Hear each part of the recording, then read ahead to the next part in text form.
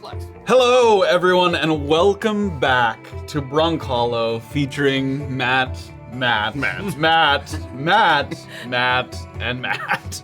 Vote for which Matt you think is the most ripped in the chat. Yeah. No, find the real Matt. Where is he sitting today?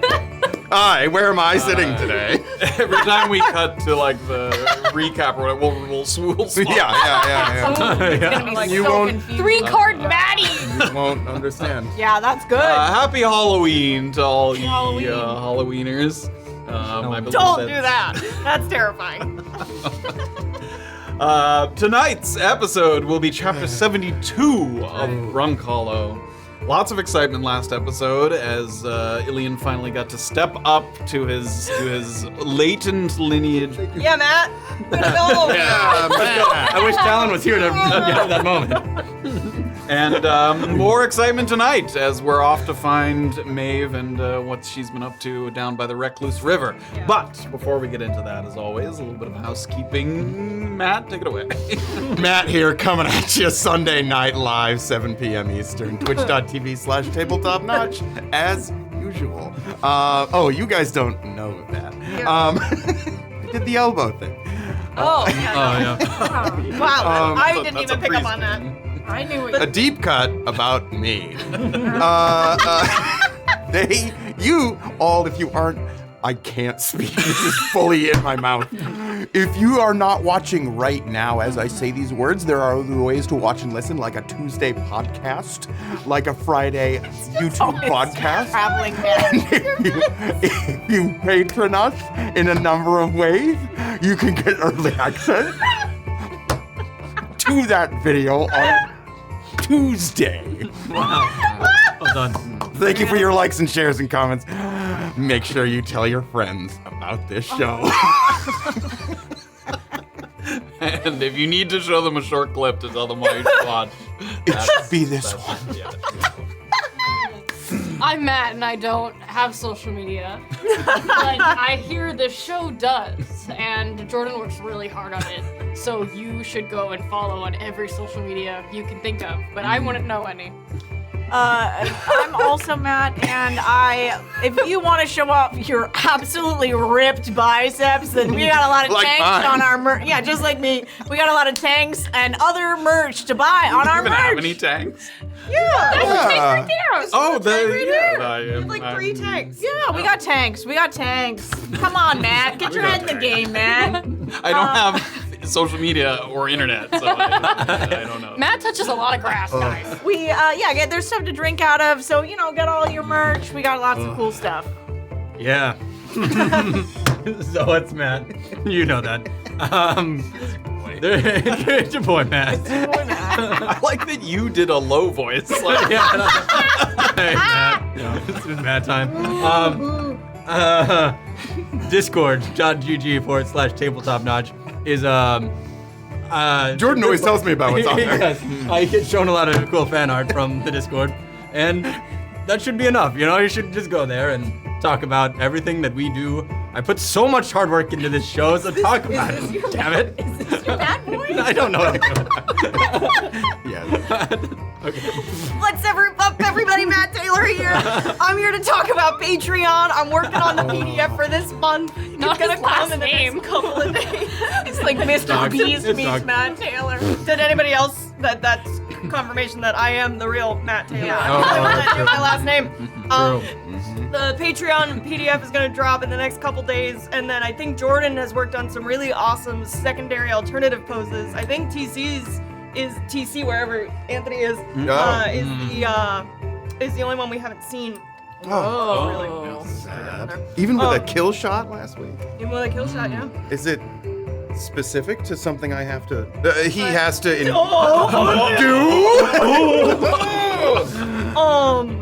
one down, it's not. Also on Twitch tonight, So Twitch is doing this weird thing where if you do over 5 gifted subs, shut up, over 5 gifted subs, or I think 5 or more, you get like a 35% off discount. So we're doing that. We're trying it because it's Notch and Soda night, and I know you guys like gifting on Notch and Soda night, so you can gift them for even cheaper. So try that out. It is Notch and Soda night, so people who are Speaking of which. yeah. So with Matt, would you like? No, to try that out? we'll hang out after the show. We'll chat. We got a lot to talk about these last few episodes. You can join us if you're a sub, if you've been gifted a sub, if you used a Prime sub, any subs at all. Please join us and hang out with us after the show. We'll have some fun. We'll talk. We'll do some stuff. We might reveal the real man. Yeah, Maybe you stick around. But maybe If only Jordan were here, she could kiss each one of us. and then It will reveal the true man. Matt was. The real. If Deirdre was here, let me she would go. love that Let me go idea. get her. Go get her! Go get Jordan. We'll do that during the intro. Cut away. Anything else? I don't I think we've so. covered most of it. I think, Jordan usually is the one to do this, but I think it's time for me to start picking up some slack here. See how That's fast you Matt talk, Taylor. Matt. Get in there. Should probably work a little bit harder. So Rowan KT resubscribed, Kegs resubscribed, Bowmaniac resubscribed, Adustus Plays resubscribed. Hey, I hope your Baldur's Gate run is going well. Yes, Chris and Avery are playing Baldur's Gate, and it's the most chaotic yes. thing I've ever seen Pretty in my life. funny. Avery's a bit of a chaos gremlin. We didn't know it until we Avery's watched. the Chaos Gremlin. Mutant Trap 6 rated, hey friend. I never could've guessed Lord Last that. resubscribed. Lover Sky rated, hi friend. Deirdre Manning resubscribed wherever she is somewhere. DM Torres 5 community subs. Lover Sky 5 community What's subs. up? Zachary Binks resubscribed. What's up, Queen? Zachary Binks 100 bits. Tony 2's resubscribed Matt always wherever he says. is. What's up, Queen? Anna Murphy cheered 10. Nice McGraw 72. Told by Smallbird 10. Matt and Andy resubscribed. Stone Helian resubscribed. Martina Garris resubscribed. And only Josh Manal always 5 community subs. Thank you guys very, very much. Thank you. Oh. Wherever she is, I'm sure Jordan is grateful. Oh god, every single Matt just forgot. Without Jordan here, everything goes to shit. Time to get our mustaches wet. That's what I always That's say. what Matt always says. Hold on, we gotta do that. That's One what second. Matt always says. Here you go, Matt.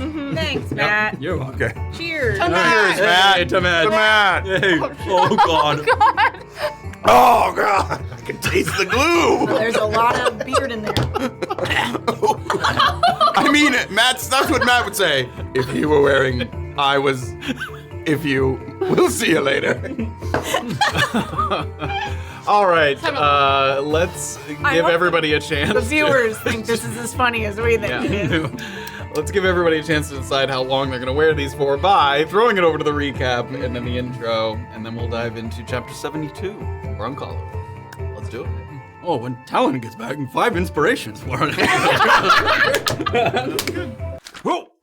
Previously, on Chapter 71, Best of Oath Worlds, the party delved deeper into the underground caverns and squeezed through a soggy opening to reach a room that a cave fisher once called home, but taking its place was a pair of slimy cephalocebra using their tentacles to forage for fresh meat.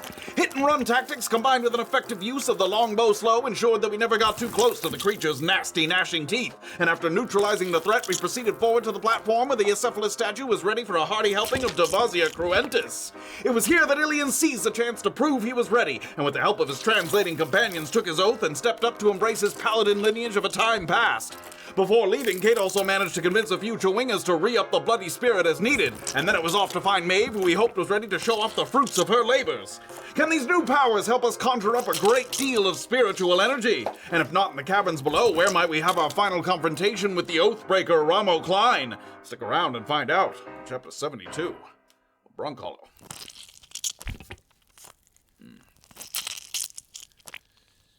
Well, we know what Anthony would have to say about this.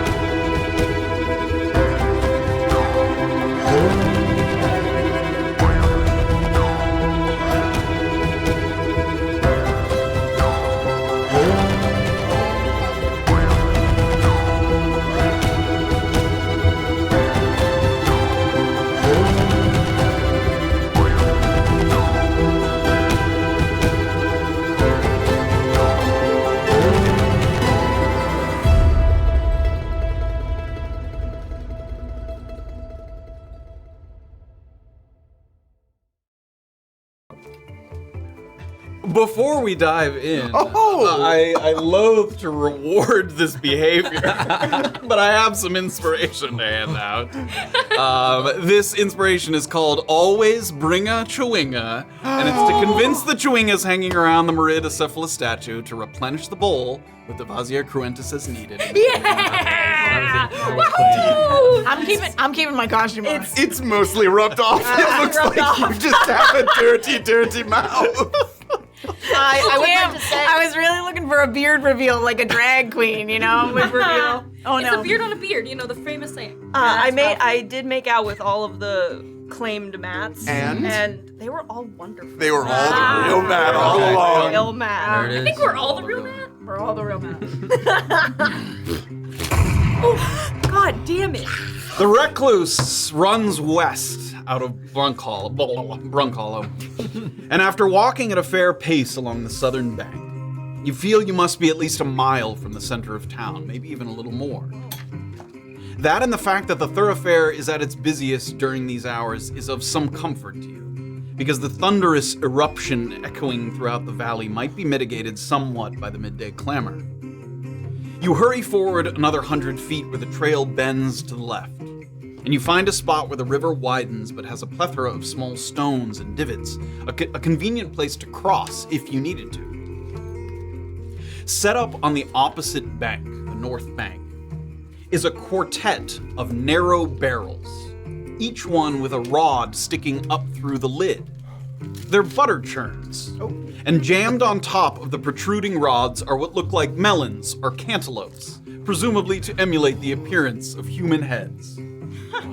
On the south side, standing ankle deep in shallow water, Maeve is in the process of using some kind of smooth cylindrical stick to clean or ready the mechanical device that's in her hand. Fashioned from wood and mixed metals, it's almost like a hand crossbow without the forelimbs that extend laterally from the bolt rest.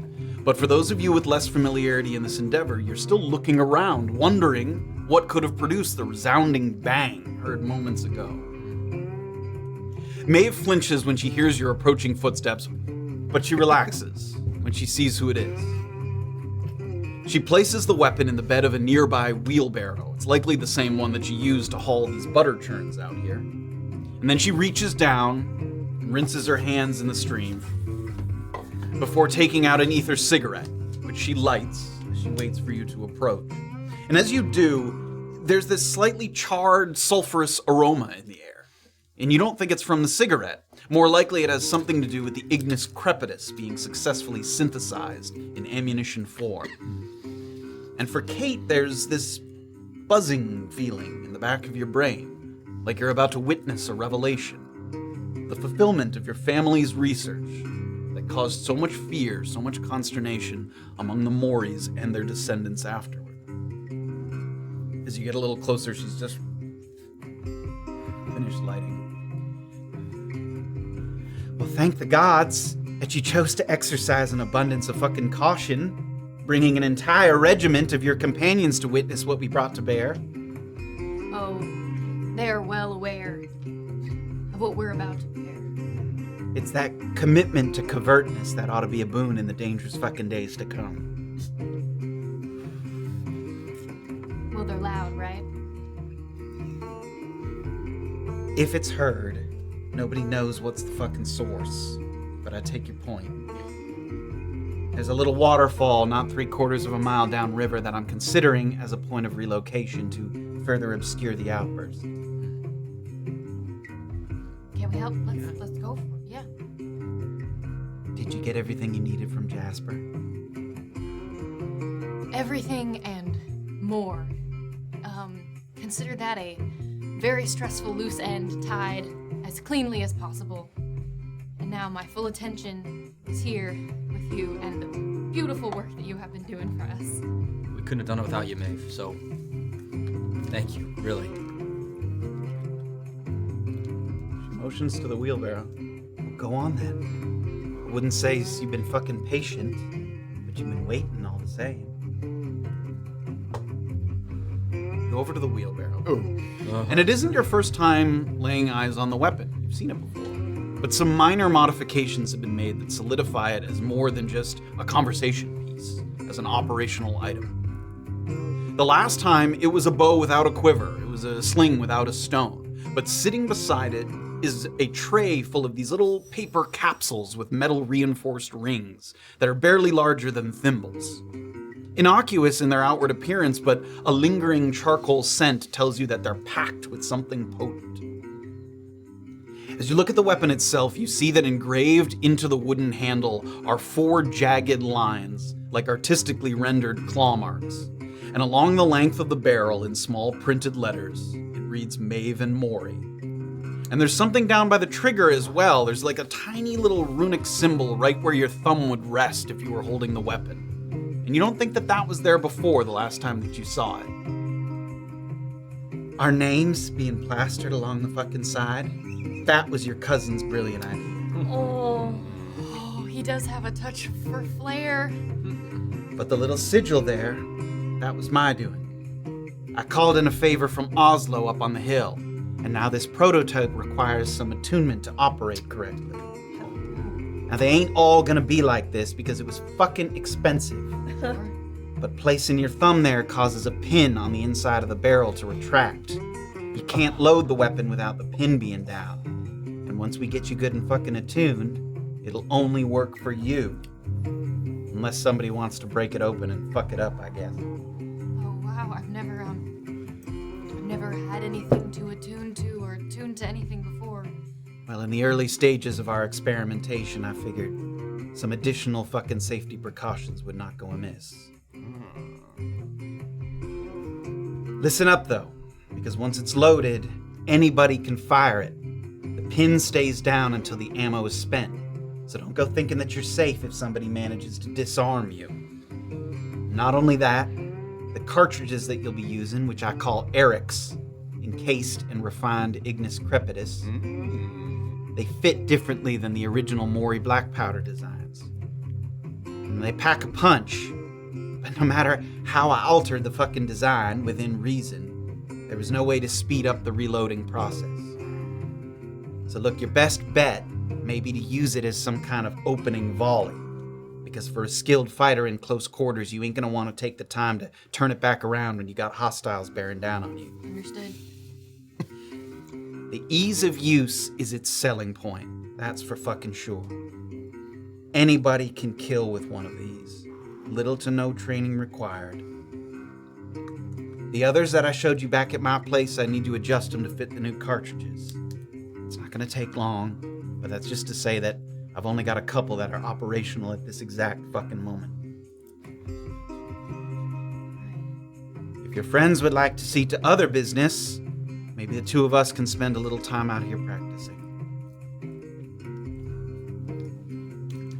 I'm sure we have other things we can do. Do you wish us to make ourselves scarce, Kayt?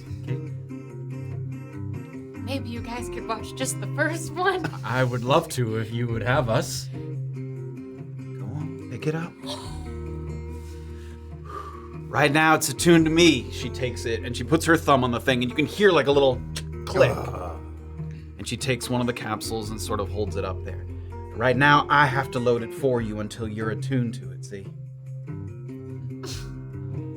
Unless you're in a big fucking hurry, or you're reasonably certain you did so already, always check to see if it's loaded first. And do not do so by sticking your fucking eye up to the barrel.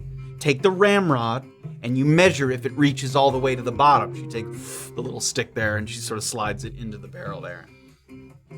If it's empty, you tear off a piece of patch. She takes a little bit of cloth that's kind of nearby, and she rips off a little piece. This is a light gauze-like fabric. You place it over the end of the barrel, and then you drop an Eric over the top. It's gonna be snug. And you can use the fucking ramrod to get it all the way down, and she... Don't jab at it or stab at it, just nice and easy to get it firmly seated. In the original design, you'd fill this little flash pan here with a primer. She points to a little sort of metallic mechanism on the side. But instead, it's already coated with a bit of refined crepitus, and it's gonna carry a spark all the way to the cartridge. Now, if you don't scrape it up or spill fucking acid on it or something, it should last for well over 1,000 discharges, but keep an eye on the condition nonetheless. If it gets scraped up, it might not work properly, and then you're fucked. She turns it around. Take hold of the grip. Keep the barrel pointed at a downward angle until you're ready to fire. You put your finger outside the trigger guard. Now use your thumb to pull the hammer half back. You'll feel it lock into place.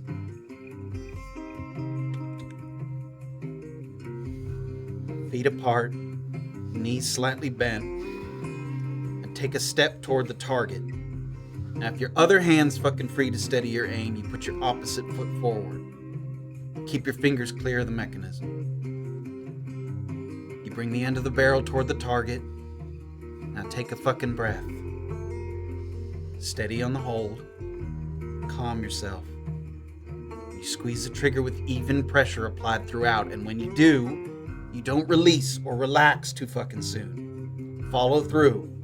Find your balance before you move to reload or whatever the fuck else you're gonna do.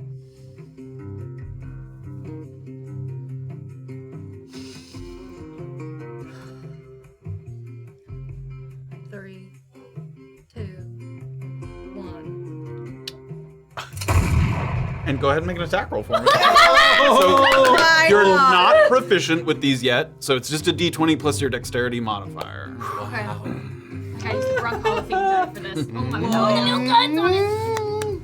Plus dex modifier. Yep, just a d20 plus your dex modifier. 15. 15. And all the little melons are still standing on the opposite bank.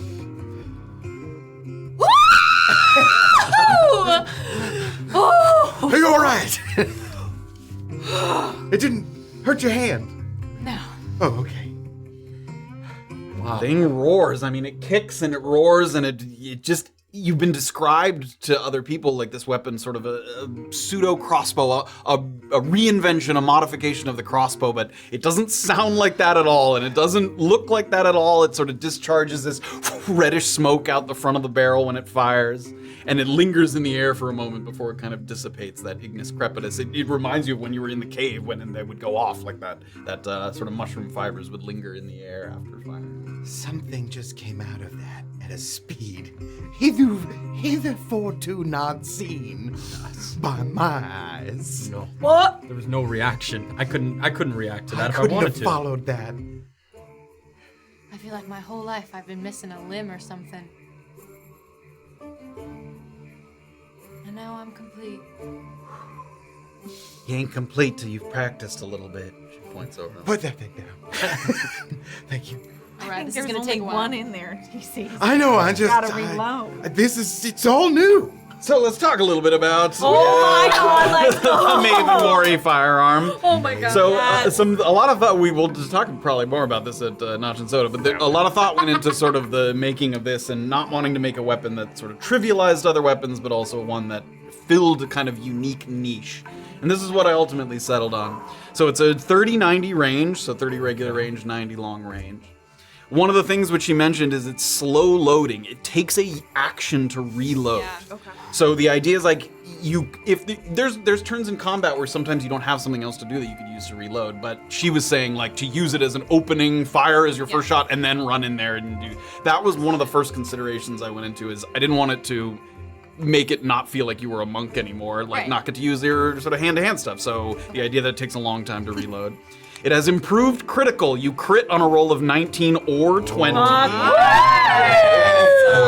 Deadly. It's also fickle. It has the fickle property. When you hit a target using this weapon, you do not add your dexterity modifier to the damage roll, but the damage dice is 2d10. So the average damage output is actually higher than your claw, but it's a wilder swing. Like you could do 2 damage, you could do 20 damage, and you could Nut him. Exactly. So it's a sort of more volatile, but because it's also 2 dice, it's a 2d10. It also crits harder. Yeah. So because you get to roll the double dice, so it crits 19, harder, 20. and it's a little sort of it's high risk, high reward weapon is the sort of idea. Oh, yeah. So until you've practiced with it a little more, you will continue to only add your dex when you fire it. Okay. And then later, as you practice with it, you'll add your proficiency as well once you get the hang of it a little more. All right. And she hands you a case. This is separate from the ones that she was helping you practice with, of 50 Ignis Crepitus bullets. 55. Good. That's But good. but also, remembering the implication being like, that's finite until you find another source. Like, you can't go to a store and buy more ammunition the way you can bolts and air. That is it. Yeah. You have those, and that's it. After Maeve's got some for you to practice with. But once you take it in and go on your way, that's all you got. So you can X those out as you fire them. That's so great. Oh so my cool. god, and it's called Maeve and Mori Fighter. That's so Such a cute little gun. Eminem. Got my trusty Eminem. The green one? Or? Well, while your companions are seeing to other business, either they or we can talk about who exactly we might be handing these off to when the time comes. Okay. How many you got in total? We've got 35 made right now. Like I said, a lot of those still need to be modified to fit the new cartridges. Loath as I am to hand our fucking project over to the populace, we knew we was never gonna do this alone. So at some point, I guess we decide who we're fucking giving them to. I have an idea. I can make a list and we can talk about it. All right. Starting with my friend Daphne Eusebio. And what is she gonna fucking do with them? Depending, I'm gonna have to have a conversation with her first before I float any of this by her, but I'm hoping that conversation goes well. Now's maybe a good time to tell you some shit that we haven't had time to tell you before. I think so. You're a very smartest woman I've ever met. Also stunningly beautiful. You Just can skip that part. genius all around. So you can probably tell that something is fucking going on. There's something happening, something's brewing. You can feel it. The wind is literally blowing like crazy. We have an opportunity, we think, in the coming days to either expand the hell out of the cusp or it goes away forever. I take that this has in some small part something to do with the Ignis Crepitus, the Devasia Cruentus that you had me make. Yes. Yes.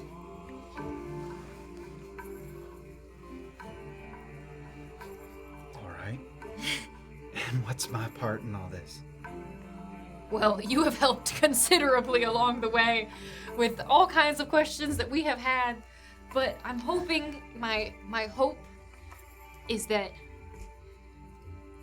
these inventions, these firearms, are going to give us a leg up in making sure that this cusp stays open and gets bigger if possible, because there are other people who are trying to get there first to close it, like a lot of people, more people than we want there to be, powerful people.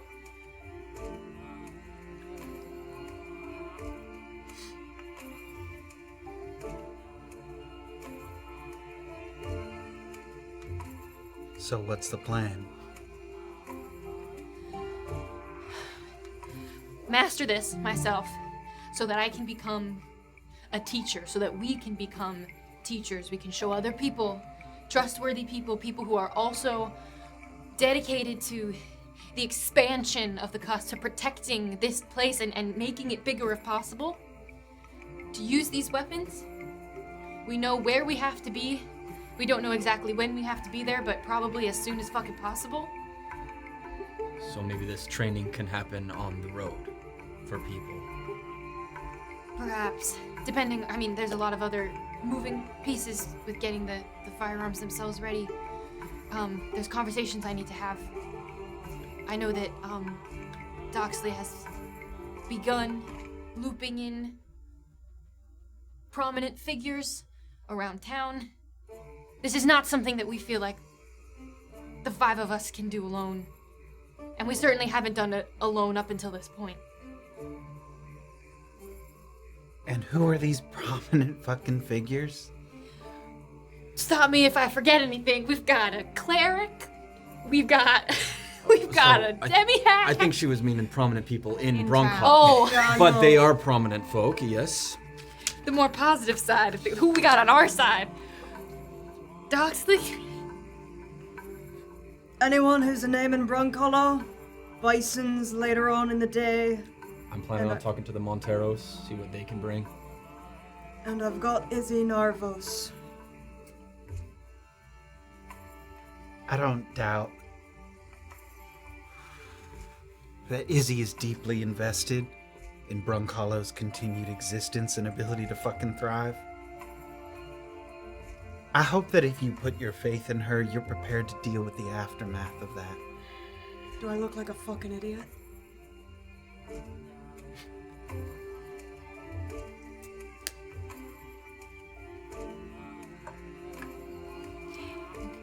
Maybe we ain't really met, but we don't got a lot of choices. There is a cleric heading towards this to destroy the cusp. There's a preacher and an army of undead, and he's got a demi-hag alongside of him. We got an undead paladin of some sorts coming through. Ramo, who I was worried was gonna kill you. The famous Ramo. Yeah. There might be others who all want to destroy this place. So however many firearms you got, you're willing to spare, and whoever allies, we gotta let the cat out of the bag. If that means people have these weapons, then they got these fucking weapons. We gotta deal with the consequences of it. I think we're trying to leave by tomorrow at the latest to get this all going. My whole life, I have wanted to see what is in my hand right now. But it wasn't just because I wanted to hold it. It was always so that I could give something to people who didn't have a better way to defend themselves.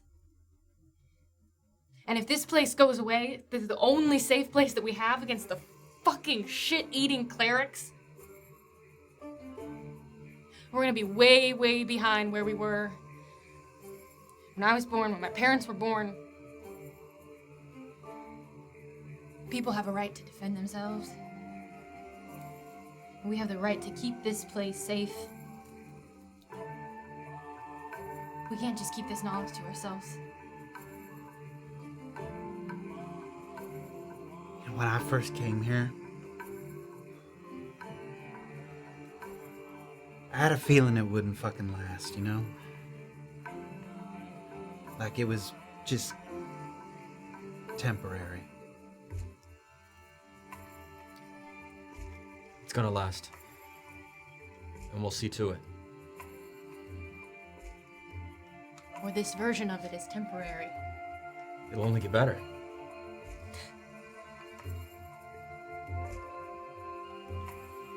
We can't be free unless all of us are free, right?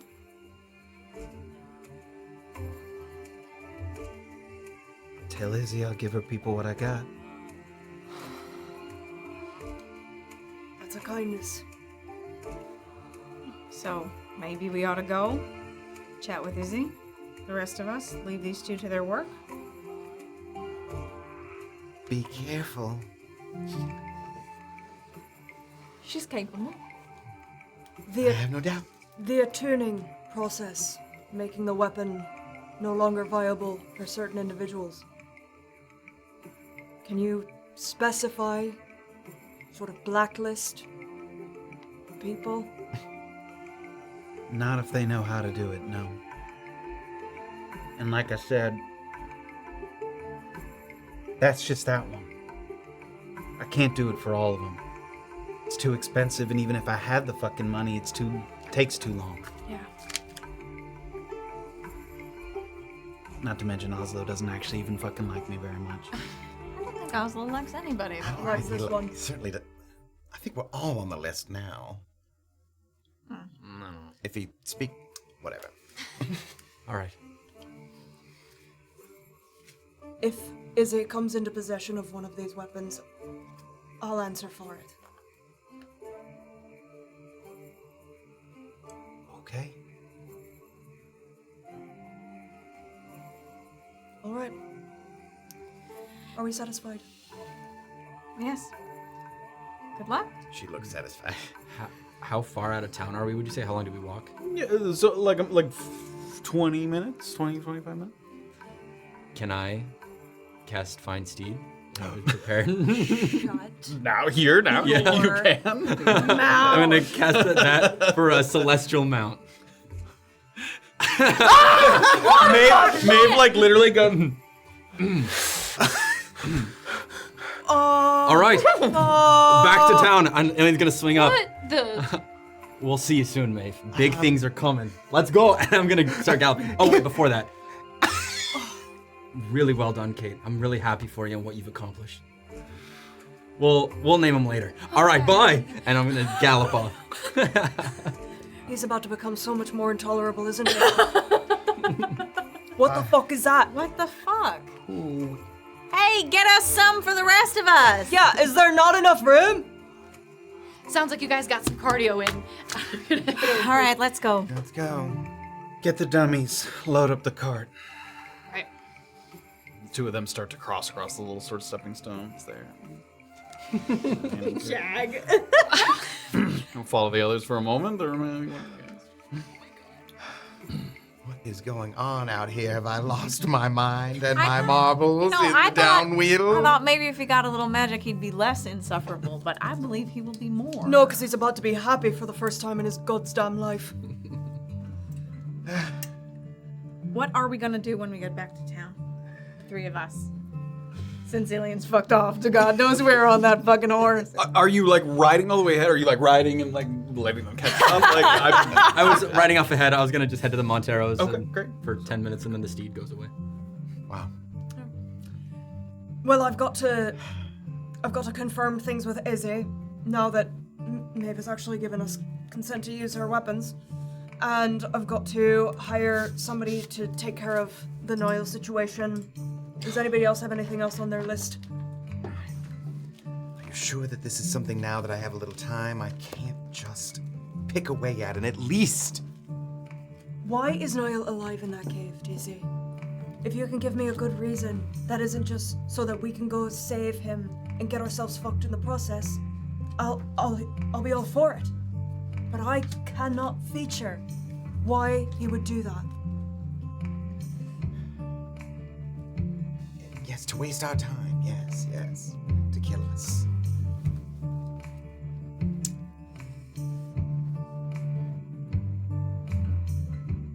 I don't want to sacrifice my life for somebody else either, but What do you need to do? What's on your list?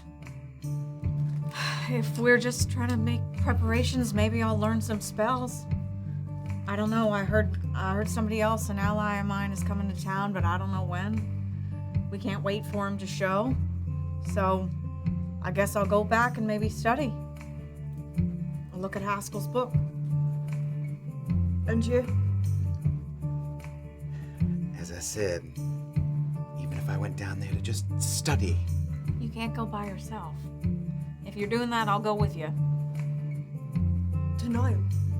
yes, and even just to pass on a technique to someone. I will go with you if you really want to go and have a pig. You just gotta be fucking careful. Yes. I think Altox is right, though. It might be a trap. Have you got a plan to take care But of him? it is literally a trap. We already, at least we know, I traversed a little bit of the cave, so at least we know that doesn't have any triggers to it. So if you want to go that far, if you really want to be a hero. Again, if you're going to outsource this, it would be best to have the most information we can to All right, exactly how it could be even done. all right. Okay. Is there anybody that you can enlist from your secret but not so secret operation? Not for not money. Can't say I've made many friends here, excluding present company and my time in Brunkhollow, so Those sorts of folks don't have really. sort of affection for the cusp and the valley? I'm sure they do. Some of them have certainly gone through the gate, but we'd be sooner to find out who Niall's friends are, who might want to help the man himself, rather than of my friends. Sorry, no, I don't mean of Niall. I mean of the larger picture. I think a lot of people have Maeve's idea. It was never gonna last. Well, you've got to inspire them then. Yes. TC is known to be so inspiring, and I am young and underestimated. Make an impression. I always. do indeed. Well, I could try, I suppose, but I could try. Nobody's gonna want to march off to their impending doom Of course not. without being exactly sort of, what's the word? Inspired.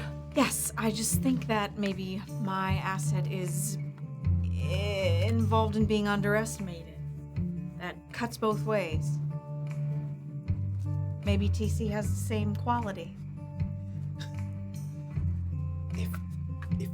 If there is anyone at the butcher shop to be enlisted, we can try, yes. If my contact shows up today, then he might be able to rally some troops. Would he sort of empathize with our situation? And have you shared anything yet with him? I wrote a letter, but I couldn't give a lot of details in it because, you know, it's a letter.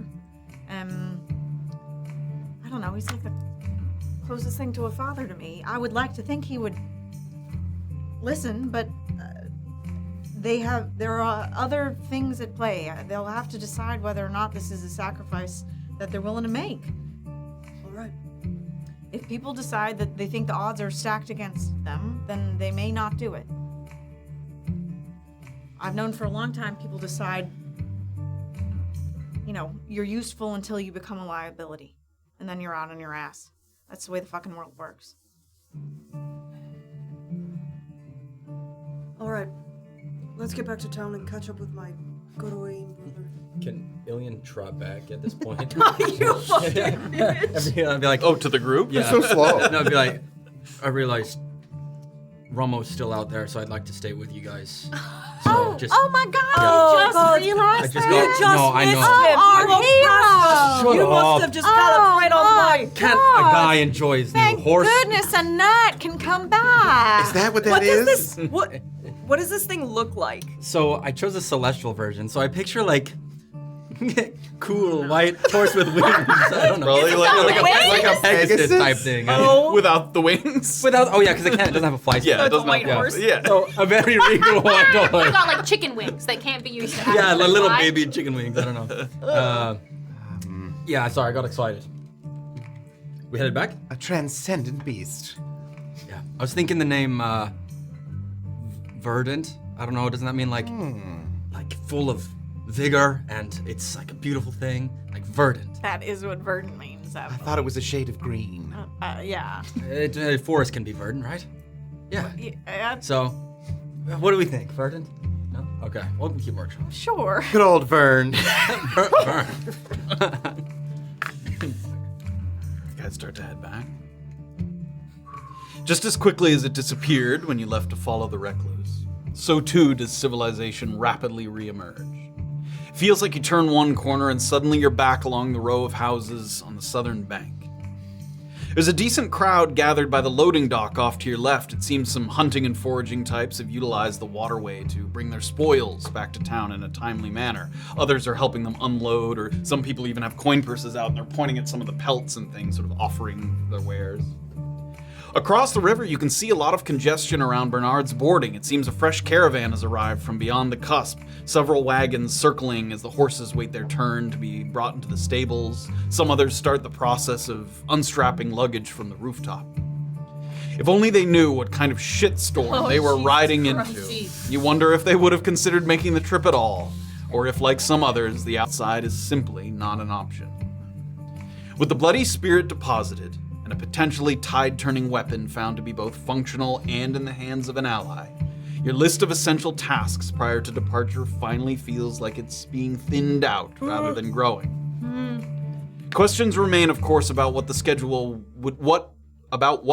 would be most advantageous, whether to leave under darkness or in the morning with proper rest. But there's some time yet to consider the options and remaining daylight to see smaller business squared away. As you pass by the Merc Hall and reach the bridge leading back toward the center of town, there are 2 people on horseback pulling at the reins to guide their steeds around the corner and have them head east along the river's edge, possibly in the direction of the bank of Brunkhollow or perhaps further into the woods south of Detention Pass. One of them is a human man in his late 30s with a kind of anchor-style goatee and kind eyes, and the other is a tiefling with just the slightest reddish tint to his skin and ashen horns that blend in with his rat's nest of off-white hair. He has a heavy traveler's cloak draped over his shoulders with the sleeves hanging limp so that his arms can tuck in close to his body. And a series of 3 sashes of varying colors are pulled tight around his waist, 1 orange, 1 green, and 1 black, sort of narrow sashes around his waist. If Annabel's eyes don't deceive her, this marks the arrival of Gabriel Hockney and Keaton Kuyan. The former known to you quite well, and the latter merely in passing, though his reputation looms large. As they get past the second-to-last row of houses, they start to dismount, and the 2 of them talk quietly to each other as they look for the closest hitching post to secure their horses. So they haven't seen you, as far as you can tell. They're across the river, just across the bridge and over to the right. And TC, give me a perception check. Oh, that's fine. 21. It's always 21. You notice that over by the Merc Hall that you just kind of passed by, underneath the arch, there's that little stone archway just leading into that interior kind of mess hall area. Daphne, who you spoke to earlier today when she was out sort of by the riverbank, sort of collecting her thoughts, she's there and she's got a pipe and she's smoking. And she's like watching some of the activity by the river. She's like clocking all of the caravans, all the carriages, all the wagons kind of coming in over near Berard's boarding. She's just leaning up against the stone there, looking around. And in addition to that, while you sort of look over and see her, he catches eyes with you and...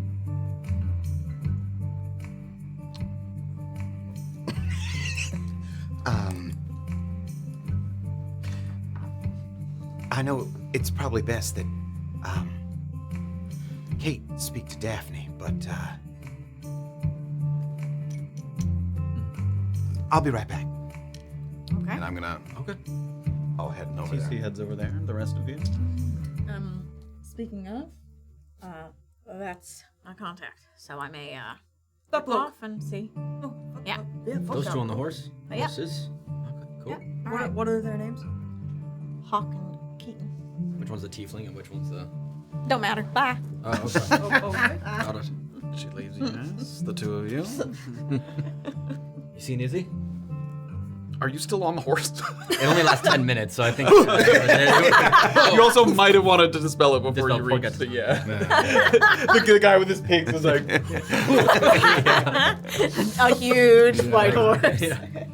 Little tiny wings. I guess I'm at some point seeing Izzy and going to the music box. Those are the 2 things, and I don't want to do either of them. So Wait, what's at the music box? that's my plan for Niall. It's stupid, I'm sure, but Maybe we can talk. I'm only kind of getting the idea of these powers now, but I have the feeling I could do you something. just summoned a guts I know. horse in the middle of fucking I nowhere. know. I wanted to try to see if it actually was. How did you even know you could? It just felt right. It felt like I could. Felt right. Yeah, I can't explain it. It feels like it feels like Go- home. What did you know? just say? Oh, nothing. Okay. All right. But no, what I was gonna say is I feel like there's this 2 things with Niall. What? I feel like I have a way where I can kind of get myself from one place to another without tripping anything. I know, it doesn't really make sense to me either. And 2, I feel like I can make him go very fast. So what if we left and he just shot out of the mine shaft, you know? Boom. Oh, You know, I don't know if that might be too risky, but... Why don't you practice some of these failings before we put our friend's life on the line as you Okay. do so for the first time? I got this. Immediately trips all of them. I appreciate the eagerness, but Okay. gods, maybe practice it. Okay. she's gonna be leaving by tomorrow. I don't know how much I have to do it, but you're right. That's too brash an idea to just throw it. I'll keep thinking.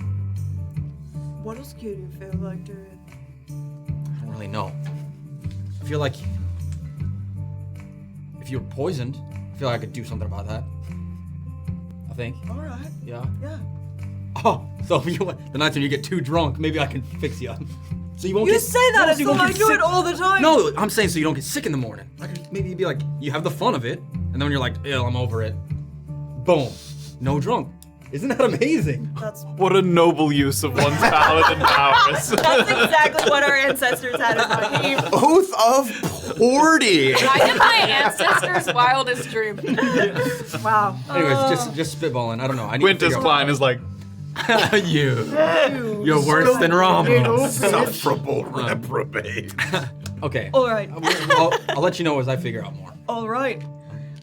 I'm gonna go speak to the Monteros and see what kind of aid they can offer. All right. All right. Good luck. You too. I think we're walking in the same direction. For a bit. All right. All right. Here we go. Mr. Dead across the room. Follow TC's closer by here at the moment. Sort of get over to the little archway there and just packing your pipe once more. Mr. Welker, Eusebio? my boys at the hall caught a whiff of something. I'm not in the habit of doing favors for free, but I also don't want to give contrition the idea that it's okay to overextend their reach. They want to put up wanted posters, fine. They want to go halvesies on some downwheeled bounty that benefits us all, sure. But poaching's not my purview. There's a couple clinkers around town, gussied up as common folk. Some of them are doing a better job with their disguise than others. I thought there might be a reason I hadn't seen any out and about. Of course, they are undercover. I think they're keeping an eye out for you and your young friend with the longbow. Something to do with a little misunderstanding and subsequent jailbreak at the Nightingale. Big misunderstanding. True. Something lost in translation, as it were. They came to me. They asked if I could list a private contract. Get a couple stalwart sellswords to try and escort you both to a certain location under some other pretense, so they can snatch you up for questioning. I told them that's not how I do things. But I wouldn't be surprised if they try to solicit some of my people direct. I can't imagine what you may have just turned down for my benefit, and I thank you. Didn't do it for you, Mr. Welker. Well, even if it benefits me, by happenstance. I can tell you where they're hiding out. And what you do with that information's up to you. You got plans to head into the downwheeled again, they might try to ambush you on your way out. You could try to take care of them before that, especially when they wouldn't see it coming. I'll add this, though. They said that they was under orders to try and avoid a potentially escalating conflict. So if they see you coming with anybody in tow that they don't recognize, they may just turn tail and run off. Wait to catch you at a better opportunity. They didn't strike me as much in the way of fighters. If you were to go alone, or with somebody who's really good at staying unseen, you could probably approach without raising suspicion. Maybe act like you're turning yourself in. Or you can just keep your distance altogether and cross that bridge if you come to it. Make of it what you will. How many approached you, and did they give any clue as to there might be a larger number behind them? I'd guess something like 8 to 10, but at least 4 or 5 are floating around town in disguise. Right. So if you go at the right time, you might only catch 4 or 5 of them. And you might catch them with the pants down.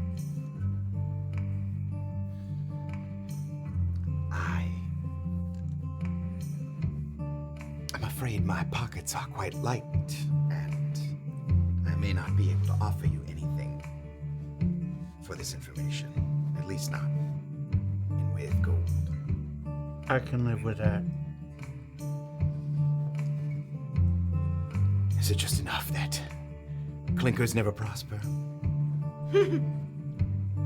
It's enough that people know their fucking place.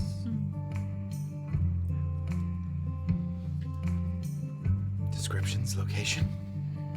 You follow the Shining Creek south out of town, you'll come to a spot where it coalesces into a little lake. And then there's a slow trickle on the opposite side. Walk along that outflow to the southwest. Ground's gonna get a bit mushy. Nothing too bad. You keep going till you get to a second pond. It's smaller this time. It pools that way because of a dam that the local beavers have erected. You see an abundance of bucktooth wildlife, you're in the right place. There's a little stone structure there. It's in bad shape. Somebody a while back had an idea to put up a crossing or an outpost or something, but the ground wasn't good for it. I know the Monteros ran into a similar problem. They tried to have a tavern put up a little further south. So similar area, but not. Not quite that far south, but the ground's soft enough that it makes building difficult. Right. Anyway, that's where they're holed up. I can't thank you enough.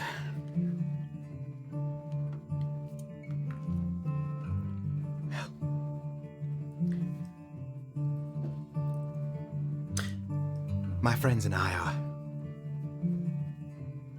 we are going into the downfield soon, but this might take precedence. Thank you, still very useful.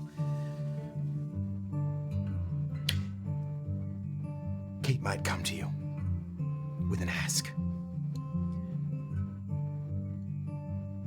Please consider it. Today? Maybe. Soon. Probably soon. Couldn't resist, could she? Coming back to Brunkhollow. You haven't seen her. She's back. You know those stout legs of hers carry her far and wide. I'll tell her you said she had stout legs. She's good with. Thank you. I'll take my leave. Hey. Your friend. Does she know them? She points over to where Annabelle's like walking up to the two people over there. Does my friend know Them. I'm sorry, who are you pointing at? Like Annabelle walking up to the two men over that are dismounting their horses. Oh, okay. Repeat the question. Does she know them? Does she know them from prior, from outside? I believe so. I have not. She has not spoken to them to me. Do you know them? He walks back into the mark. Aren't we all just making friends? Yeah. All right. I'll go back. Towards the center of town. Annabelle, you cross over the bridge and seeing a familiar face, and they're both familiar faces, one certainly more so than the other. There's one in passing, one kind of more proper introductions over time. They're sort of getting their bags off the horses. You can see them kind of unbuckling a couple straps there. And as you get a little closer, was there something? She almost thinks like maybe I shouldn't do this because she's like worried she's gonna get yelled at, like a kid who knows she's really gone. This was not really the assignment. It was gone off track. But she as she's walking over, she steadies herself and is like, "Yep, I'm gonna go and report to my guys." As Hockney takes one more bag sort of over the saddle there, brings it down and lays it over his shoulder, sees you coming along the bank. Well now, there she is, the subject of our thoughts and aspirations. Good to see you, kid. You look good. Thanks. Keeping this sorry town in line, I hope. I'm trying. I think it's been a while since you two last crossed paths, and he taps the man. Keaton. Annabel, Keaton. Keaton, good to see you again. It's nice to be meeting you again, Annabel. He kind of stares at you, just sort of like watching for a moment. And she does have this sort of like, Hawk is like, she really wants to go and hug Hawk, but she's like, I'm gonna be professional. And with Keaton, she does have that pit in her stomach, like, the teacher is going to yell at me. Your letter to me got held up in Merlai. An acquaintance of mine works a post there and knew I'd be passing through. I got the impression from your written tone that old Bevy gave you a harder sell than I intended. I don't question your adherence to the chain of command, kid. Okay. And Keaton's gonna come to know what I do. That you are valuable and you are reliable. Good. Yes. And no, go. Sorry, I was under the impression from him that I had really stepped in it. I wanted to be sure my loyalty was not being questioned. And it seems like Hockney's about to speak, but then Keaton kind of butts in as he's sort of opening his mouth. Is there somewhere that we could go to speak? Of course. A location where others may witness the three of us conversing. You may later find that this public display of association is advantageous to your interests. We could go to the butcher shop, or we can go to the Paramount and have a drink there in the lobby. How public you want to be? As public as you'd like. I have every intention of empowering your pursuits in this place. So that we all get what we want. That is excellent to hear, sir. Then You ain't want to set your things down first, or get settled some? I didn't come here to get comfortable, Hockney. Mr. Buskin can take care of our accommodations. very well. Let us to the Paramount, I think. We'll be I can there show in you. less than 5 minutes. Great. I know where it is. Okay. I'll see you there. Thank you. She's gonna kind of give Hawk like a look. He's Sort of. Great. Do I have time, if they're going in 5 minutes, to run to Izzy, drop off a letter, and then run back, or no? If you scooted, yeah. Yeah, that's what I'll do. TC's like, no. Yeah, I mean, you see the conversation there is brief, and you see her sort of talk with them, and then she scuttles off through the thoroughfare. I mean, you could shout, but people would hear. No, I wouldn't shout. I'll try to, not chase her or like Taylor, but go try to follow up on Sure, her. yeah. I mean, we'll say, like, you don't, like, catch all the way up to her, but eventually you see her turn left in the thoroughfare, and you're sort of wondering where she might be headed to, and then she gets up to the courier's office and steps inside, so you watch her go into Narberth. Then I'll like wait, near closer Paramount for her to like come back out. Okay. Was there someone you wanted to talk to, or are you just dropping I'm something off? just dropping off the Great. letter to Val and Lamont. Great. You wait in line for a little bit. There's only like 2 people ahead of you, but you wait for a moment. Drop off the letter with Wade as they're sort of taking in the parcels at that moment. Yeah. And then after a couple moments later, Annabel steps back out into the thoroughfare, sort of waiting there. I'll be like waiting there, like with eyeing you. Sure. I'll go up to him. Hey, I gotta run back to the Paramount. What's up? Walk with me. Okay. As I thought, the fallout from our misadventures in the West Yeah. have obviously followed us. Are we being tailed right now? Possibly. Both of you give me perception checks. Oh my 25? 15. 15. TC, you're a little like paranoid. Like some people that are just walking, you're like, what's that person's? They seem suspicious to you, even though they might not be. But as you're walking kind of by, let's see, you're kind of passing by, it's like that row of houses, Bernard's boarding is there, and then there's like a row of houses that on our maps are like unlabeled. There are people's residences or smaller businesses and things. There's a couple of people sitting and leaning against like just the edifice of the house, the wall of the house. Well, one of them is. Would you recognize Skits? Did you ever like meet Maybe him? not. I think it was mostly. Well, one of them is that, but there's 2 sort of scraggly looking like. They look like Bison's displaced people, Okay, is that the impression that you get. But one of them is like filthy and kind of run down, and like his beard's a little scraggly. That's Skits, even though you don't know him by name. And the one that's next to him, like, is putting on a good appearance, but his clothing is like a little too clean. Fingernails too clean. Yeah, like but he's like sitting. The two of them are sitting there and they're He's got water in that. yeah. Well, they're like passing a bottle back Okay. and forth between Okay. them, and you just catch like the slightest like flick of the eye, and you know, something and nothing at the same Yeah, time. Like yeah. he just seems like a little too proper. Well, But keeping Skits is loving it. Skits Yeah. is having a great time. I'm He's like clearly loving the company that he has there. very much keeping my cool. Yes, I heard tell that they wanted to put wanted posters up around town, and I even have the whereabouts of a hideout. Okay, well, shall we go and kill them? I think we should probably listen. Tell me. Are you on task right now? I have a meeting with some gentlemen that I was speaking to you about that may aid us. I have just been told I am going to be empowered here. Oh, Wow. as empowered as Kayt, maybe? Perhaps. As a woman who's never been empowered in her life, I do not know. Yeah, hand crossbows that go boom, horses out of the ether, empower, Hecate purrs a little on her shoulder. magic birds. What is TC? What is TC? Oh, Don't get TC was left out.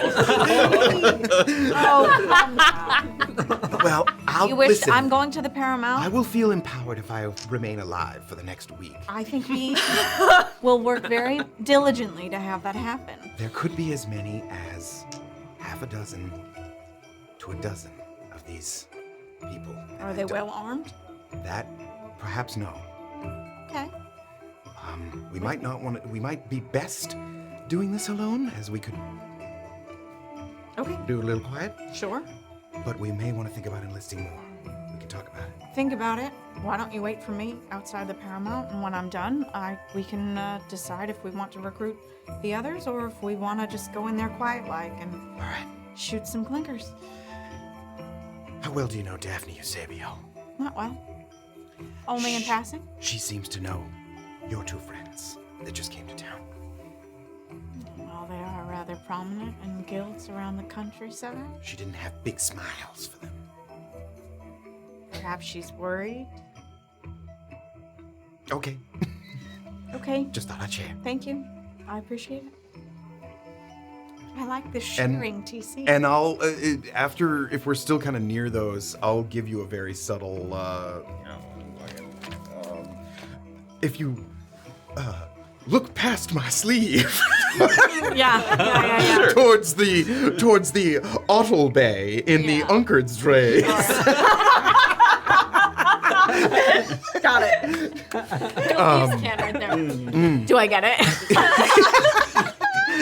I think I get your drift. You don't get it. You might find what I found as my first suspect. I'll see you in a few. Okay. Heading into the Paramount. Great. Waiting there. We're heading. Yeah, okay. honestly, maybe keeping eyes on that person. You know, middling through is the market. Yeah, market's that- active still. during this I'll time. do some rounds there as though I'm Browsing just around. isn't browsing, but keeping eyes out for people. Sure. Sort of wandering through as you have some time there. We're gonna bounce back over to the Recluse there for a moment. Roll to see if you have a hand left. How many fingers? How many facts? How many fingers? Roll a Finally d10. lost a That's toe. how many. Yeah. After you're loading up the cart, Maeve leads you a little further downriver.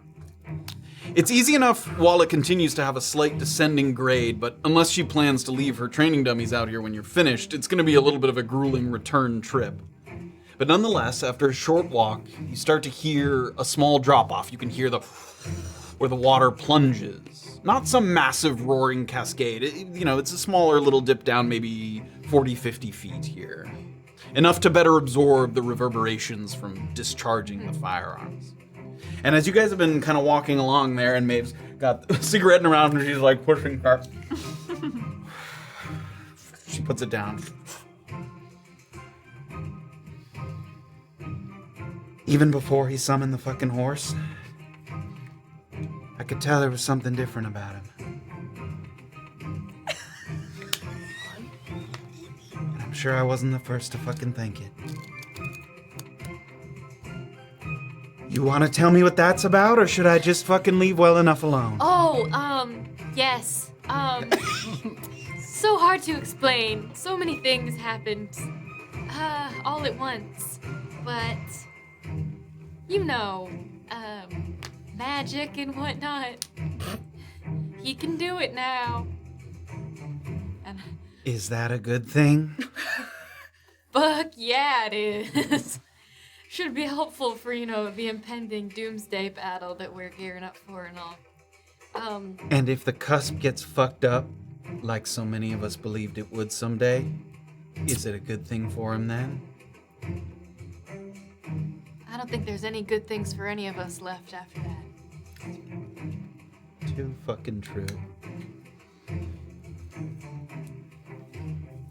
I'm gonna set up the dummies. You remember what I told you?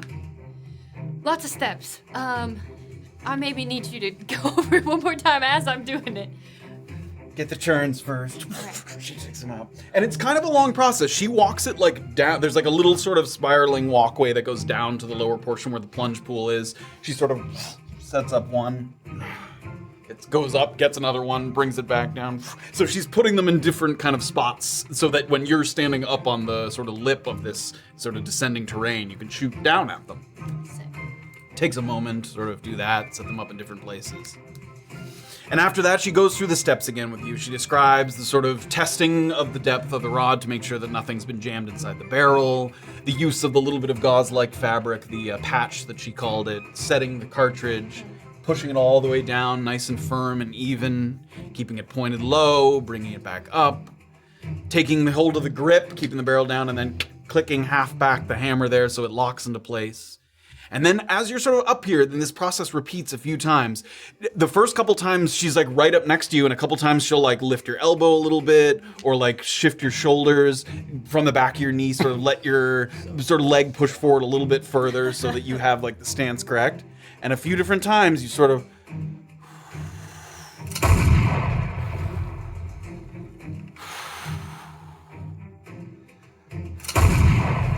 give me a couple attack rolls here. 4 dummies. Give me 4 attack rolls. 40. Let's go, Erica. Okay, all at once. TC needs to teach you a little steady aim. Yeah. Just so I know, it's only one at a time. Like you can only, it's like you load one at a time. And Yes, then it takes a reload. full action to reload it. Yep. Ooh, that's one nat 20. Oh, Double crit, because Don't get too excited. And then this is just. Am I adding the dex? The dex, yep. Okay, yeah, okay, great. But not Um, proficiency. Okay, then we have a 23. That will hit as well. Okay.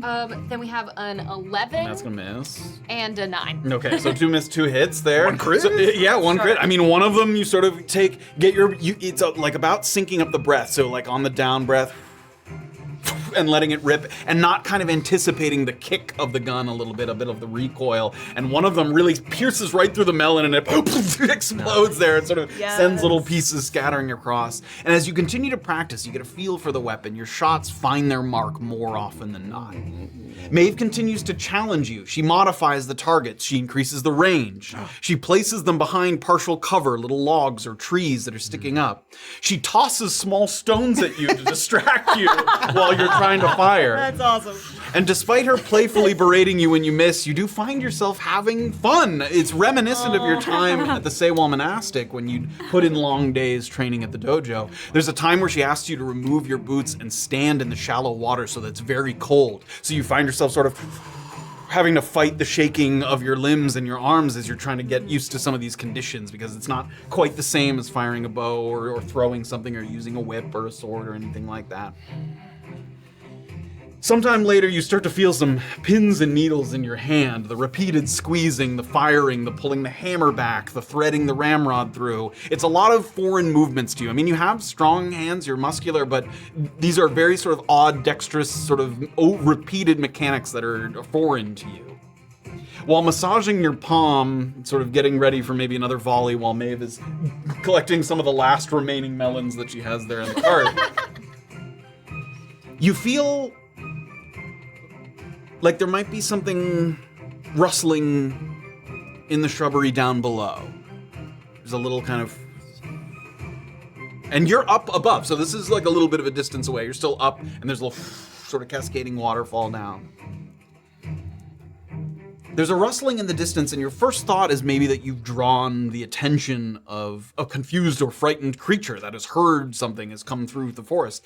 But the movements and some of the steps that you hear seem a little more deliberate, a little more measured.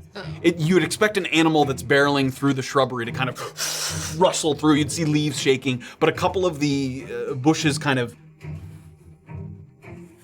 like something's trying to slowly work its way through. And Maeve hasn't seen this. She's sort of packing up some of the things, putting some of the pieces of like splattered melon kind of back in the cart there. Like something that seems to me like bipedal? Like Perception check. oh fuck.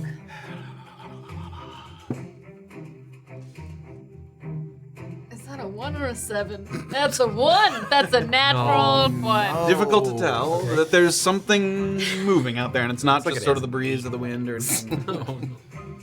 So you have the gun in one hand, sort of massaging the other hand, and you spot something down there. How far is it? Like 100 feet? That's very far. Because it's on the opposite side of the Yeah. little plunge pool there where the... Oh god, I do want to shoot at it so bad, but that Oh would my be God. such a terrible idea. Yeah. It's Jonah. Yeah, Jonah. I followed I you. don't know what Can secret. I get as close as I can? You can so you can get all the way up to the edge, or you can walk. There's like, again, there's the edge with the waterfall, and then to get down below, there's like a little walkway that curls back behind the waterfall. You can walk down there if you want. Yeah. It just takes a second. Can to get I, down there. just, if I was empty, can I reload? Do so? And then maybe, like, put it in my back belt or whatever, so can. it's not on me, and start Start to walk. walking. As you start to walk, Maeve is sort of moving. What? We've got some kind of company. I imagine we attracted the attention of some critters out here. This thing seems a little smart.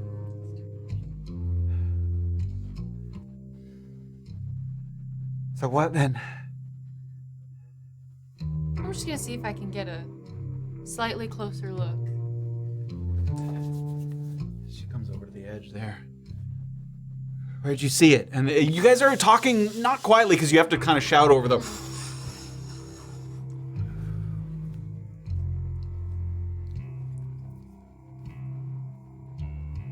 I don't see anything. I'm gonna get a little closer. Okay, so you're right before the path that kind of leads down. Give me one more perception check before you head down there. Like to get all the way down. Okay, there we go. 22. 22. It looks like in one of the trees, your changing of the angle helped you see this because the shrubbery is green, but there's something that's a slightly darker shade of green, like someone's wearing like a cloak or something that is like meant to be sort of camouflage in nature, but not exactly the same color as the bush that they're sort of obscured within, and it seems like more of a clothy texture there, so you think you can spot that. Okay. Am I loud? Am I close enough that I could say something and they'd hear me? You could definitely shout. Yeah, I mean, you have okay. to yell, but you could definitely hear that. Okay. I'm gonna take a deep breath, put my hand behind my back, and like feel that Sure. ready to draw if I have to, and just say, I can fucking see you. And there's a little... And then somebody steps out. A figure emerges from the tree line down below. It's a dwarf with a green sleeveless cloak. Kind of has a braided beard, and he's got a heavy iron crossbow, but it's slung over his back. He's not pointing it. He makes a little show of kind of stepping out and holding his arms wide with a gesture of kind of no ill intent. But you also, I'll say with that 22, you spot that there's a little other rustling behind him, so that he might not be alone, is the impression that you get. Excuse me. I don't mean to interrupt whatever very loud and exciting activity that you're currently participating in. I wonder if I could have a word with a certain punchy wood elf. See, about a week ago, I believe you were a guest at the butcher shop, and you killed a man during a Joker drop. That was a very bad day. Yes, you have no idea. I was told in no uncertain terms that I am not to bring retribution upon those that you traveled with, as it was not their doing. But no such limitation was placed on the culprit herself, should she poke her nose out of whatever hidey hole she ran to. That man was my stepbrother. And Court Lampert, who was also a good friend of mine, was later strung up for his involvement with y'all and Ms. Ace Adams Rogue. Whatever nonsense she was up to, she's long gone. Now, I just think that you ought to make right what you did. I think you should do the honorable thing. I think you should let us kill you. Or short of that, I think you should pay ample recompense. And at this, as soon as you started talking, Maeve, crouched way down. You're not even sure that they know that she's there. I mean, they might have if they saw from the tree line, but right now he's addressing you only, and Maeve had kind of crouched down so that he's not talking to two people up there. Did Maeve have another firearm? She didn't have it here with her. Okay, She's just the one. Yep. Ooh. Got the one there.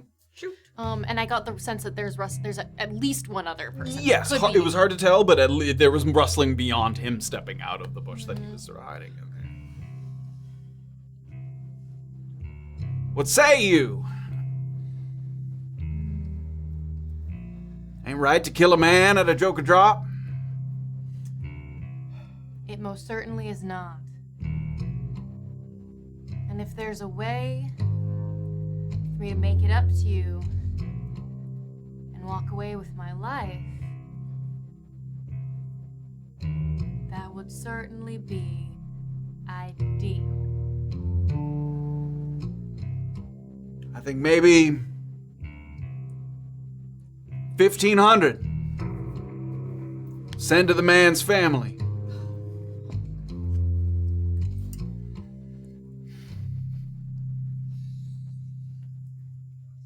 By a certain deadline, I don't have that shit just on me. Now see, there's a bit of a problem there because I've been waiting for you to step out of town since you got here. And if I let you leave, who knows when I might get that opportunity again. Why don't you tell me what you've got? And we'll see how much of the difference we can make up elsewhere. I just think that's fair. I'm all about fair. You look down and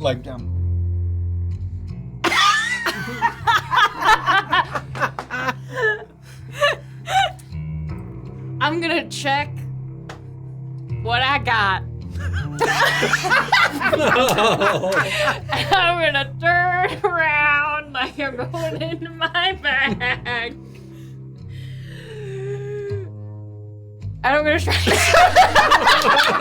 That's where we'll take a break. We'll take a break there. I'm sorry. I'm gonna shoot him. Oh my god. Slinger.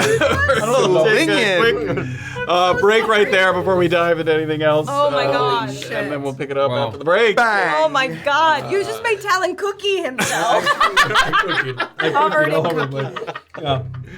So things popping off all over town. We've got some Recluse River shenanigans. We've got. Have I practiced enough to add my proficiency? You have yet? not. No, you'll be using them. I mean, if you Wasted that survive crit. this, you maybe. Yeah. Remember also that this may be a tag team. Currently, the gun is only made so Maeve Do can one. load it. So you fire it, and then you would have to hand it to Maeve to reload it, or at least to press the sort of. Hey, that's Honestly, yeah, that's an action. So Worth a shot. literally. So that's where we'll pick up. Yeah, we've met some old friends and companions, and gotten some. We've got plates to clean, everyone. Y'all plates are dirty, and we gotta clean. Consequences of our Action. actions. We gotta squash some beefs. All right, we're gonna take a little break. Brunkhollow Powerball, throw it in there, and stick around. See you on the other side. More to come. Maybe.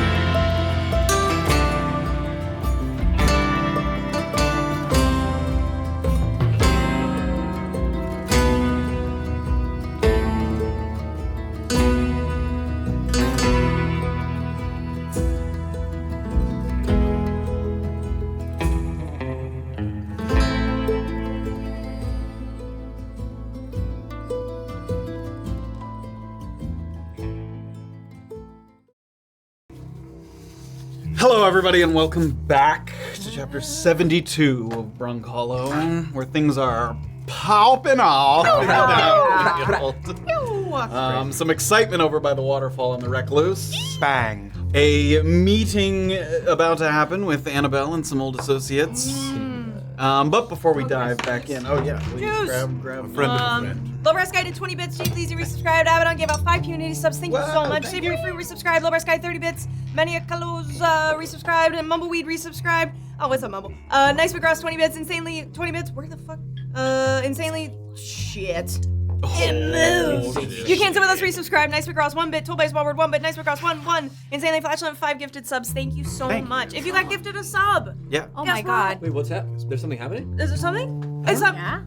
Notch and Soda's today. Yeah, we're putting the beard back on. putting Notch ball and caps soda. Beard's back on. Beard's back on. Beard's back on. Beard on. Beard on. Everybody There's, get your yes, beard if on. you were gifted or subbed Notch and Soda after the stream, also a reminder once again that there's for 5 gifted subs or whatever is a discount. 30%. You wanted to gift us 5 subs or more. If you've got It's 35% off. you've got- And it's not even from our cut. if you've got 4 pals in the chat who they want to Notch and Soda with, that's a great opportunity. Wait, so Take what is more that? away from each sub, Bezos. $5, 25 bucks, 30% off. That would be like 35% off. 35. So is that- Good luck with that math. that's like just under or just over $8 off. Wow. Something like that? So worth. Yeah, that's pretty great. The music box is, as you'd expect, not at its full capacity right now. A few scattered patrons among the many tables, and a couple more upstairs that might be enjoying a private game of cards, a quiet conversation. In the back left corner, there's a modest rounded stage, where through the many retellings of the incident, you understand that at one time Reverend Bellamy was shot and killed by TC. The first of a long string of disturbing events that led your path to intertwining with Val and Lamont. Currently, there's a trio of musicians sitting, and they're tinkering with their instruments. One of them has a lute, another has a fiddle, another one's got a little pan flute. As this is presumably their trade, they'll likely start in earnest when the drinking after a hard day's work crowd filters in. But for now, they're just tuning, sort of scribbling down little lyrics, joking with each other. They have a little casual pint of ale sitting next to them. Sorting some bottles behind the bar is a human man with a shaved head. Have you been in the music box before? No. Yeah, so Oh my God. a thick black beard, green sash around his waist. When he hears you enter, he turns, he gives you a friendly nod. And you feel like you've seen him kind of out and about in town. He's a face known to people, but this is Vincent. And he, as you sort of enter in, there aren't a ton of people in here, so he clocks you right away as you enter. Welcome to my humble house of revelry. I'm Vincent. I'm the man to ask if you need anything. Good afternoon, Vincent. Pleasure. Doxley. Correct me if I'm wrong. I think you were one of them that was hanging around with those circus folk that came in the other day. Yes. You haven't seen them about recently, have you? Oh, I'm afraid that they went back to... They're not here anymore. Oh, Why do you ask? they didn't go over to the Lucky Heathen, did they? No, they did not. They expressed sole interest in your establishment, sir. I accept your lie as payment. But as long as I wasn't spurned, I'll take it as a series of events that I'm sure they had business elsewhere. But They did, rather pressing, but I do believe they intend on returning. Just a matter of when. I hope to see them around. Anything I can get you. We've got 5 beers on tap, named for the 5 cities most of us come from. 2 kinds of house whiskey if you need to get drunk fast. Mug of beer, shot of whiskey, don't matter which, 5 copper all around. Yeah, I want that one. The 5 copper one. They're all 5 copper. Wait, no, the shot and the beer? Yeah, there's 5 beers and 2 types of whiskey. Oh, I see. All of them 5 copper. See. Excellent. The beer. I'll do that. Give me an ale from Saywall. Saywall suds it is. He goes over to a cave. Slides the ale across. 5 copper. 5. I did come here under another pretense. Getting drunk is the benefit. I'm hoping to enlist perhaps one of your house musicians for an outside event outside of this venue. You don't work for the heathen, do you? I do not, sir. This would be for my own personal entertainment. I'm just kidding. Make a persuasion check. He's like joking, but he also is like obviously concerned. Oh no! Persuasion? No. 6! What do you need him for? I'm hoping for them to play a tune where a friend rests. Well, over there you can see that's Merrick, Esther, and Alfie. Other ones come in here and there, but Merrick, Esther, Alfie? Merrick, Esther, and Alfie. There's a human, a halfling, and a tiefling in that order. Merrick, a human. Okay. Esther, Merrick. Delightful. Don't let me see him at the heathen. No. He's gonna take our drinks. This guy is. What's that kind? I mean, you can tell that like they've poached several acts, and it's a sore spot for him certainly. And he feels, after Val and Lamont sort of left, that he sort of left in the lurch there a little bit. Some of the others are sort of idly plucking. Good afternoon. Afternoon. My name is Doxley, and I was hoping to get the services of one or several of you to play outside of the venue today and perhaps the next couple days. Sure. What venue are we headed to? It's actually not a venue. This is a bit of an odd request, so bear with me. I have a friend who has sadly passed in a spot we can't really retrieve them. And I was hoping to play some of their favorite tunes at the spot where they lie as sort of a ceremony. But you can't get to the body, so it's where exactly? Well, it's and I'll describe sort of the path to get to that shaft. You want us to go out and play music to a mine shaft? It's a symbolic gesture that I would be very touched if you did so. For payment as well. For payment? How much payment? How much does one typically charge for funereal services of this I'd nature? prefer you give the figure.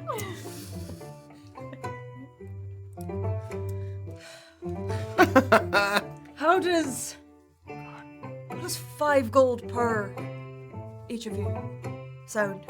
I sort of make more than that in tips here at the, It would be in off hours. It wouldn't be at your prime performing. Yeah, I still feel like I could do better.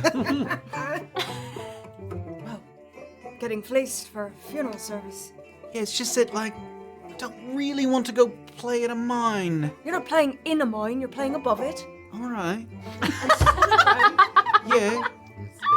In an open field. Uh-huh. It's beautiful outside. Sometimes. 7 gold per. Make a persuasion check. Oh my god. Shit. You got this, girl. I do not. Hold on. Do I have Bully's best friend up and running? Cause I'm gonna need it. Where you at, girl? Bully. Bully. Bully. Yes, I have it. Okay, so I'm gonna use Bully's best friend, and I'm gonna re-roll the die. Roll a persuasion I have check. to take the new roll. You can sit out this round. Let's go. It's worse. It's a 3. Oh my god. And this is great. I'm gonna use fucking. Where's that thing that I have that lets me add things to it? Tactical mind. I'm gonna use a tactical mind. Oh my god. To add a D10. Thank you. Oh my god. Well, you're gonna get to keep it. That's so true. So it's a total of 6. Yeah, that's not really online. Thanks anyway, though. For the man who's been speaking, like, primarily, Sure. I'll look to one of the other musicians. I'll give you 15 gold if you go do it yourself, alone. 15 gold per night. I'm not speaking to you. Is that the other? Sure, one of the other ones. I'm not talking to that guy anymore. Fuck that guy. 15 gold per night? No, 15 gold for the whole thing. Just for a couple of days. Well, how many days? That's like, I mean, I'm not good at math, but that's like not as, that's like more or less Can you the just same. play That's one like the song? same amount. Okay, here's what I envisioned. I wanted to play one song. You try him, he's a sucker. And over on the steps, you see a half-elven man. Oh, fuck. Oh, You know what? I will try that sucker. And I'm gonna turn. and they all kind of turn in there. Alright. Oh.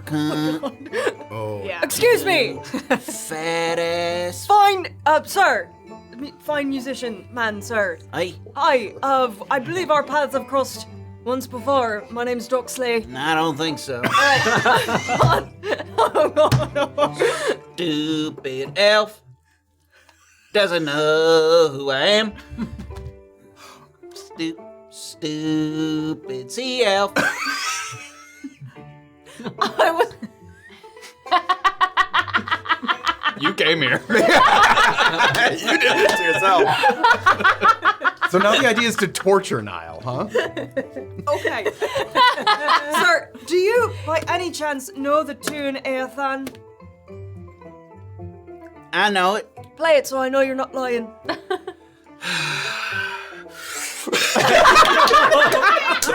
He plays. And he sort of snaps too. You hear the tune of a time that you haven't heard since kind of back in Paran there. It's beautiful.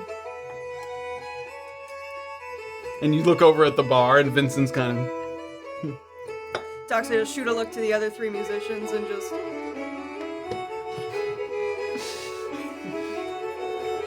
And he sort of slowly finishes up and comes back. Magnificent, sir! Absolutely stunning performance. I believe you are the fella that I am looking for. Can I make a proposition to you that some other close-minded individuals were not receiving? You just did. That'll cost you 3 coppers. Oh my god. 3 coppers your rate! For that one. Magnificent! For just that song. To play here on the steps. Musicians. I would like to enlist you, and she hands over the copper, to play that song at a place where my friend has died, and I cannot fetch his body. Just once at sundown for the next 3 days. How much would that cost me? I'm gonna quote you a figure, but you ain't gonna like it. Go for it. 11 gold. Well, if that is not a steep increase from the rates that I've had in other establishments, sir. Fine, I'll do it for 9. Well, at least you are more reasonable than your other companions. 9 it is. 3 nights at sundown, and I'll describe the place and play that song. Alright. I'm gonna give you half now. And then I'm gonna get someone to make sure that you go there's gonna be someone peeking from the bushes or something to make sure that you go. But you think I'm afraid to go out there? No, I just I'm not think, afraid to go out in no fucking mine. don't go in the mine. I can't express how dangerous that mine is. That's where he perished. Don't go in it. Alright. Okay. 9 gold, 3 nights, playing that tune. I can do that. Excellent. Thank you. I'm gonna give him 4 gold and 5 copper. Okay. 5 silver. Yep, sorry. You can try and give him 4 gold. Does this guy seem like sauce? Like, does he seem... little bit, not like Okay. blacking out, but yeah, he has like a glass next to him that he likes. Okay. Doxley's like calculating how many hours until sundown and how many more drinks he can have until that point and how drunk he might be so that he might not go out and do it. Excellent. Thank you for being my white knight this evening. White Knight. No. All right. If you ever want to play that one about the stupid sea elf too, I'm sure my friend in the afterlife will enjoy it. For coming from the fort, for the fort. I can't remember. All right. Don't worry about it, my friend. All right. Thank you again. And Doxy's gonna like slam the shot and then like chug the beer as quickly as she can. I love her. And Duty poo poo side. That's it. That's the one. that's the banger. Yup, there it is. All right, and she's gonna turn and I think. Wow. Yeah. Okay. Yeah. All right. Turn and leave. All righty. That was awesome. I love that scene.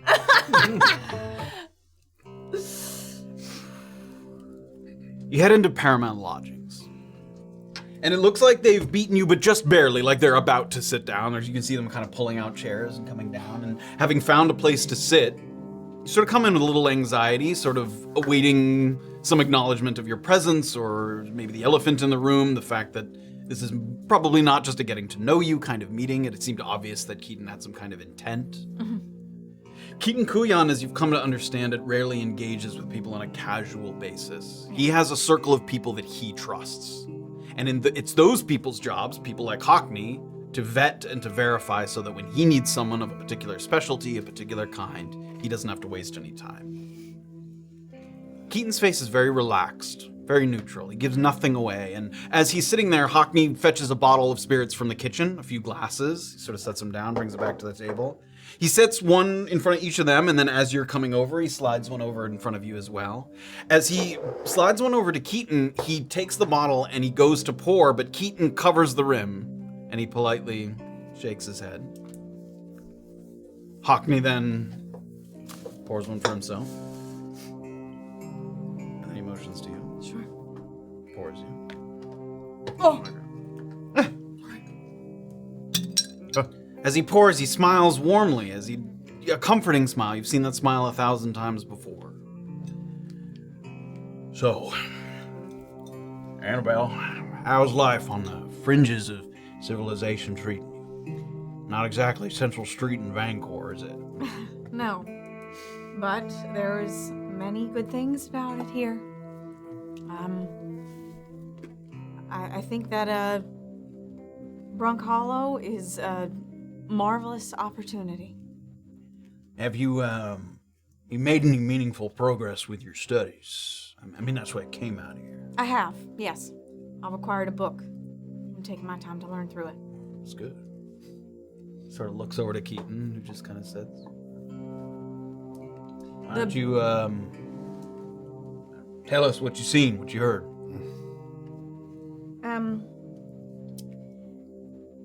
There is an enormous plot to destroy the cusp. It involves a cleric, an undead paladin, an undead preacher with the aid of a demi-hag. I know it sounds like a fucking fairy tale, but it's all true. In the next couple of days, either the cusp will be destroyed by these people who aim to do it, or it will be expanded. there's these elementals that end up causing the cusp. Well, I'd be hard-pressed to verify any particulars, but we did figure as much, fairy tale as it sounds, that there was powerful magic at play out here. Otherwise, how would it exist at all? Yes. I know people thought it was orichalcum or something like that, but it's elementals that caused this place. And it's elementals that could make it bigger and loosen the grip of the clerics and the gods on this plane, or they could destroy it if they left.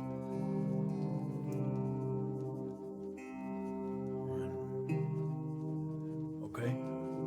Sort of nods to Keaton, who doesn't say anything. And, I suppose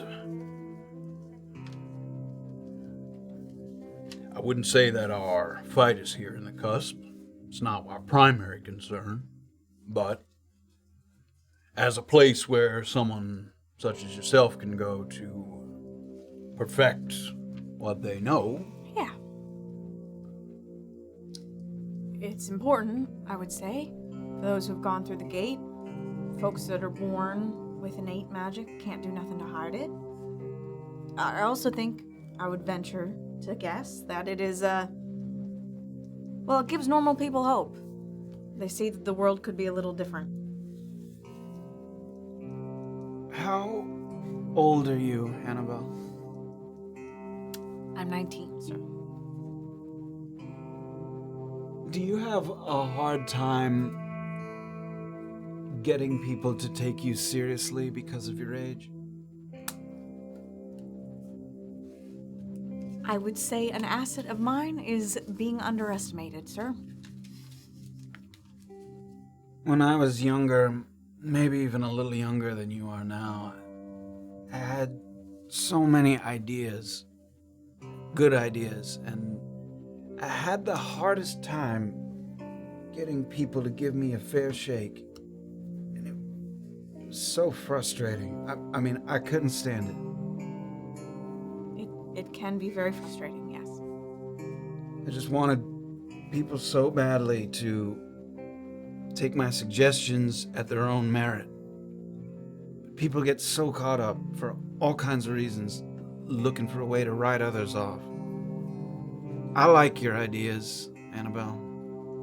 Thank you, sir. I think you came to Brunkhollow with a plan, and I think you have an enviable quality of willingness to leap without worrying so much as to whether there is a safety net underneath. Thank you. That's very kind of you to say, sir. We spoke with Chevy. I know you spoke with him about there being a cleric here in Brunkhollow, and that this was information that we already possessed. I'm sure he relayed that to you. He did. It's mostly true. We certainly surmised it. We've been tracking sightings across the continent. When one goes missing, it doesn't take too long for us observant few to catch on to what's afoot. We figured that there was one here, maybe trapped, maybe in disguise, carrying out some order that was beyond our understanding. Conventional wisdom would say that this is not a viable target. So that if you want to show people that they don't need to be afraid, attacking a helpless or at least powerless man does little to further your purpose. Maybe even acts in opposition, paints you as a villain. Sure. But then there's this other line of thinking, simpler line of thinking, that one less cleric is always better than one more cleric. That thought had occurred to me, sir. No doubt. And that practice makes perfect. Before I go any further, I'd like to ask you, if I wish to meet him face to face, could you arrange it? The cleric, sir? Yes. He is in the close to the Upweald right now. He's on a mission to summon one of the statues. I know where he's going. Now's not the time to play hero, Annabel. No, I'm telling you true. He is not in town. He is barreling towards an elemental gate. But he has a stop along the way to kill a demon. It's all gotten very complicated. I'm not fucking bullshitting you. I could take you to him, but it would involve a journey into the downwheel. I don't have time for that. Of course. One of the skeptic's best alchemists is a man named Floyd Swain. Did you ever cross paths? I don't think so, sir. He works primarily out of Venezia. Under our guidance and protection, Mr. Swain believes that he has synthesized a very powerful elixir. To a layman, it does almost nothing at all, except give you an upset stomach. But to one with some skill at manipulating the weave, he believes that it amplifies such a power tenfold. A clumsy plucking of the threads becomes a vivacious strum. There's someone that we have in mind, is a man with some sorcerer's skill. We want to give him this elixir. The expectation that such an amplification would allow him to perhaps lead the charge against an active cleric on the outside. He's been with us longer. Sure. No intended slight toward you, believe me, kid. None at all.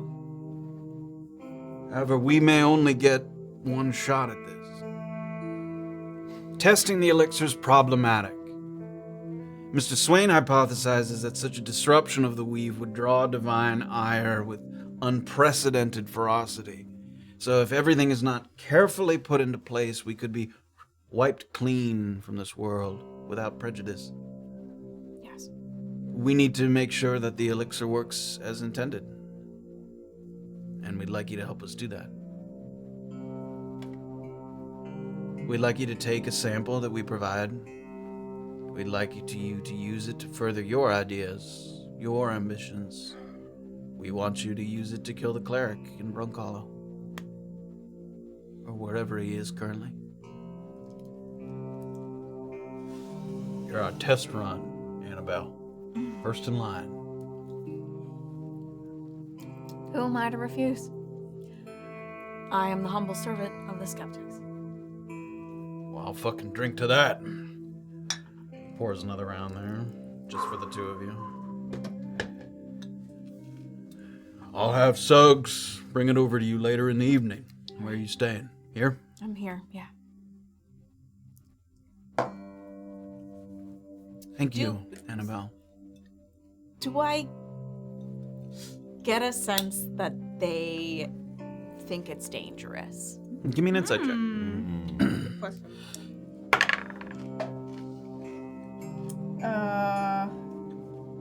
A dirty 20. Dirty 20.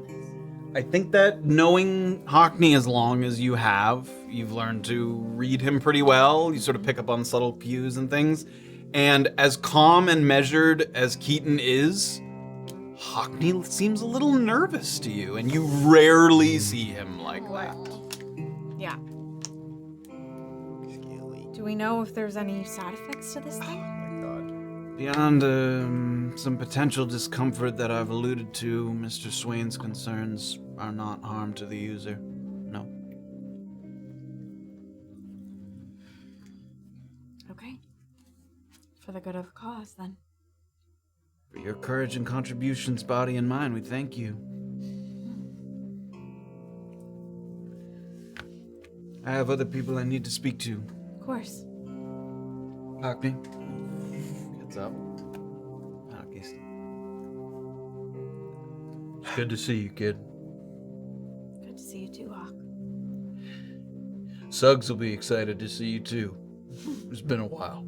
Yeah, it has. I can't believe he made the trip. I'll leave this with you. Thanks. When we're done setting up over at, I don't know what they call it here. Butcher shop. I'll see if I swing by. Catch up a little further. More personal, less business. Okay. Hey, Hawk. Thanks for always watching out for my back. Of course.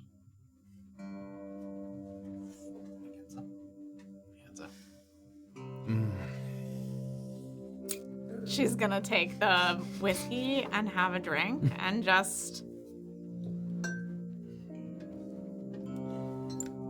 So this is what empowerment feels like. And she'll go out to see TC after taking her a big old swing. We're gonna poke over to where Illien there was for a second. You wandered up to the front door of Lucky Heathen. And Lucky Heathens, they sort of really don't kick into gear until the evening hour when people are sort of coming in from the mines and stuff. So it's very quiet in here. There's a couple of random people around. You do see Teddy over kind of by the bar there. And he sees you as you come in. Mr. Tyrun. Yes. Good to see you again. Good to see you as well, Teddy. Haven't had the pleasure of seeing you at the Heathen in some time. I wish I could be here more often. I miss you guys. And I look over, is the table still ruined from when it... It looks like they've cleaned it up. There's no table there. Like, there's no nothing. table. Yeah, it's like a big opening in the middle. That was a while ago. Yeah. Just can't wait for the next snake in the grass moment, you know. I think they're looking into something with less breakable parts. Smart. It was beautiful, but I understand. But the quality of our clientele changes day to day. Enough said. Enough said. Actually, not here to play any games tonight, unfortunately. I am looking for Liam and Chelsea. They're out at the moment, but I'm happy to arrange a time for you to meet. Do you know how long they'll be gone, like past today? No, they should be back for when we sort of open for the evening. I mean, we're open, but when we bring out all the games and all the croupiers, they should be here for that. Okay, fantastic. Yes, if you could leave a message to them, tell them that this is the most important meeting of their lives, and I need to see them as soon as they can. Oh, I will impart that. Okay. And I don't mean it as a joke, Teddy. Oh. I will impart that. Thank you. I missed you, Teddy. Yes. Please come by anytime with your friends. Maybe in a few days. That would be fun. All right. Should I don't even know where I'm gonna be. Should I just come back in a couple hours, or as the sun begins to set, I would say we'll start setting up most of the tables, and at that point, at least one of Liam or Chelsea should have returned. Okay, fantastic. Thank you, Teddy. Yes, of course. Right, good night. Well, see you soon. All right. He goes back. You step back onto the thoroughfare. Was there anywhere you wanted to go after that? As you step back, give me a perception check, actually. Anthony died. Oh, come on. Don't do that. Oh, it's so bad. It's an Anthony What did roll. I just say? A perception check. It's not my fault. It's gonna be a 7. A 7. Yeah. I think the only thing you notice, it's hard to sort of gauge what he's doing, but you see TC like over in the marketplace, but to you it just looks like he's like, like browsing somewhere. Like, we know, of course, that he's sort of keeping an eye out for suspicious people, but yeah, you see TC like looking like he's shopping in the market area. Okay. I might go join him in a second. The only other place I'd go to is Samson and Samson. Or Good as Gold. I mean to say. Oh boy. That is my bad. Where is it? I don't know this. Yeah, Samson and Samson. I don't have that on my map. Damn. Well, I'll leave it up to you. Do you go straight there? Do you stop by TC as you? I'd go straight there. Okay. As you start to head there, and these are side by side, I'll say Doxley is exiting the music box as you're sort of heading there. So you cross paths with each other there. Hey, Evening. how does Afternoon. your Nile adventure figuring out thing go that you were trying? I got it. Great. Yeah. Now I just have to go to Izzy's. That's what the elves for. Yeah. How you doing? Liam and Chelsea weren't in, so I'll be. So you didn't get anything done? No, I've been. It was good to see Teddy though. Miss playing games over there. Remember when we first came into town? We played some games and it was like everything was wow, this is crazy. Yeah, that was a good time. Yeah, it's So where are you going now? Good as Gold. Oh, all right. Yeah. I have this feeling. Again. I don't know what I need, but I think when I see it, I'll know what I need. For some of the stuff that I think I might be able to do. All right. So I'm gonna try to figure out what that is. You go get that stuff. Yep. Yeah. Okay. All right. Bye. Have fun with Izzy. Thanks. All right, yeah, I'll head over. Okay. Follow Illien over there.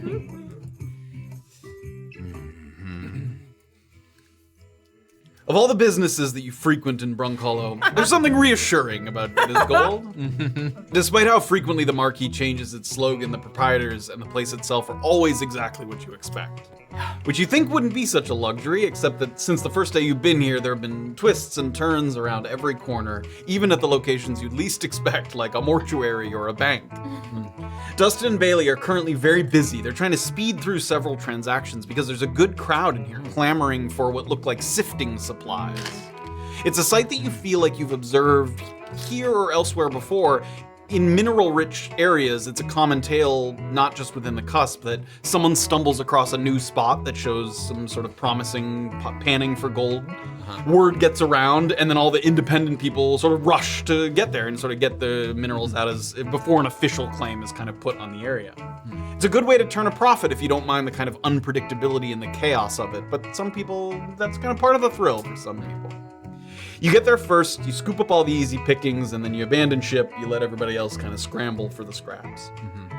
And the Sampson brothers clearly enjoy this as well, not just because of the extra business, but it brings a lot of life and excitement to their storefront. Sometimes you come here, it's rather quite quiet and subdued, but right now there's people sort of, give me one of those, yeah, I'll take two of those. So people are sort of pointing and getting things. Wow.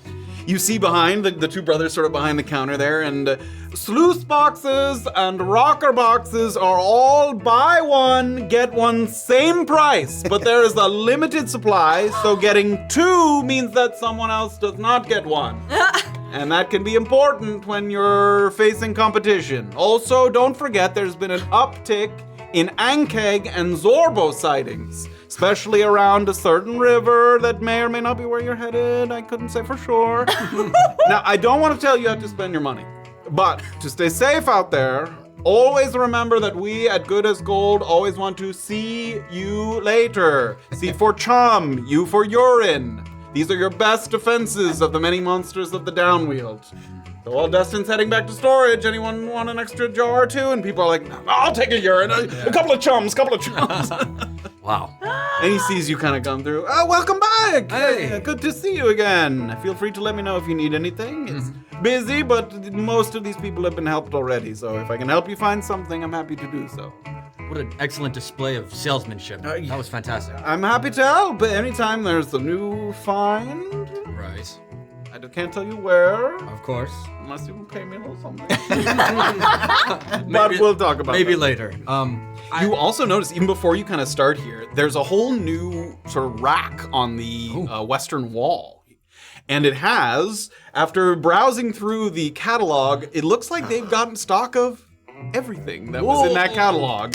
There are potions of resistance, oils of sharpness, +1 ammunitions, amulets, clockwork amulets, lanterns of revealing, elixirs of viciousness, elixirs of bloodlust, beast-slaying barbs, drafts of relentless endurance, oil of combustion, arsonist oil, elixir of vengeance, void bulbs, and snap powder, all plastered across the wall. I need all of it. How will the bank give me the biggest loon? The bank, we gotta go to the bank. Do we go forage for? We say fuck the campaign. We go forage for gold. Yeah, we just get some panning stuff. Yeah, we just do that. We've got a new display that are for you to browse, but if there's something specific, Let me check in with you in like 5 minutes, because I'm not sure exactly what I'm looking for yet, but I think I might. okay. Yeah, and so Illien will go through like shelf by shelf. Sure. Feels right, maybe. And then like kind of go around, and then in 5 minutes it'll go back up. Okay, some things I think you might have, and some things maybe you have behind the counter. I don't know. Chum and urine. No, not what I'm looking for tonight. Sometimes we mix them together, and we call them churrin. Churrin. Wow. I'm sure no one else has tried that before. That is brilliant. Okay, not churrin. I will not be churrin. All right. So, here's what I'm asking. Yes. I need fancy rings. Do you have any fancy rings? We have some rings that people have bartered in exchange for goods. Yes. And I think there would need to be a fancy metal. What sort of metal? Like perhaps Gold or maybe platinum? We have a few rings that a man who was a little down on his luck. Sure. He said to keep them here in case, he wanted to buy them back later, but he's dead now, so that's Got it. Well then, on his behalf, I will probably pick up those rings. Okay. 2 of them. Does it give a value that it has 50 to be? plus. Great, we'll call them 50 gold rings. Okay. All right. Do you have any holy relics? I don't know, like scripture, anything? Is that something you do here? Not typically, no. It's probably better found elsewhere, not in this town because it's not popular here. Yeah, I think maybe Little Hollow. Yeah. Fort Contrition.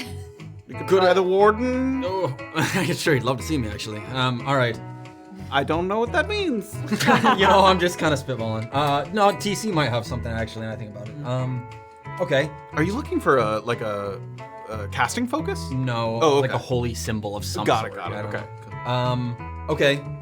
Do you sell just materials? Like if I just wanted iron or copper or something? We have some. If you're just looking for raw metals, it might be better to go to the smithy, but we have some. Like a metal rod. We do, yes. So like a metal rod that is part of something else that you could break off. I'll take that. That sounds great. Sure, we'll call that 5 gold. Amazing. He's making it up. He has no idea what you're Yeah, as long as it's this big. Iron, maybe? We have an iron rod that used to be part of something else. All right. And then I think I can get everything else. Licorice root. I don't know why that came to me. Licorice root. I have a collection of licorice root. Amazing. I'm so sorry. I don't. I was a joke, and then you were so excited. I felt so bad. Oh no! Okay, that's fine. I can go to probably the doc. The doc might have it at his apothecary. It's possible, yes. Okay, I'm really digging deep here, Dustin. In your mind, in your backpack, I don't. In my soul, really. Salt? Do you have silver? Powdered silver? We do have powdered silver. That's used for certain sort of cleaning of items and things. We do have powdered silver. I'll take that. Is there a cost associated with 100 it? gold. 100 great. You do 100 gold of powdered silver. Can I take... How much money do I have?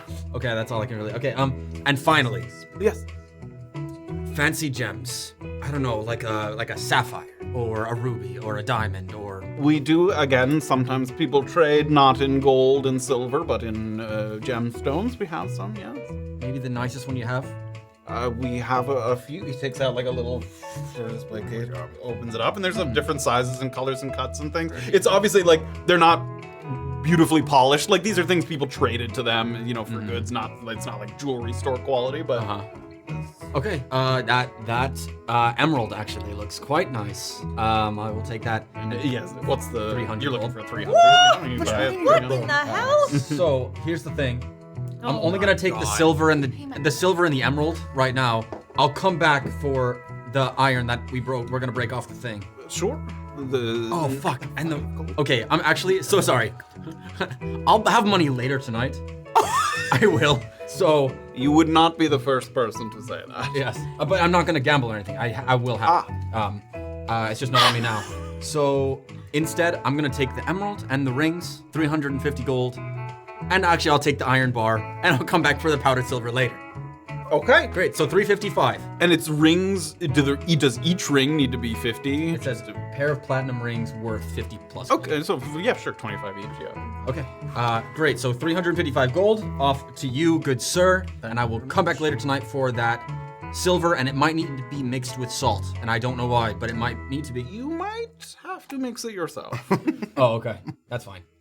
Because I felt like there was a good as gold joke there somewhere. Because you have to pay for it yourself. We're not going to supply it to you. You have to mix it. I could do it if you want to pay for it.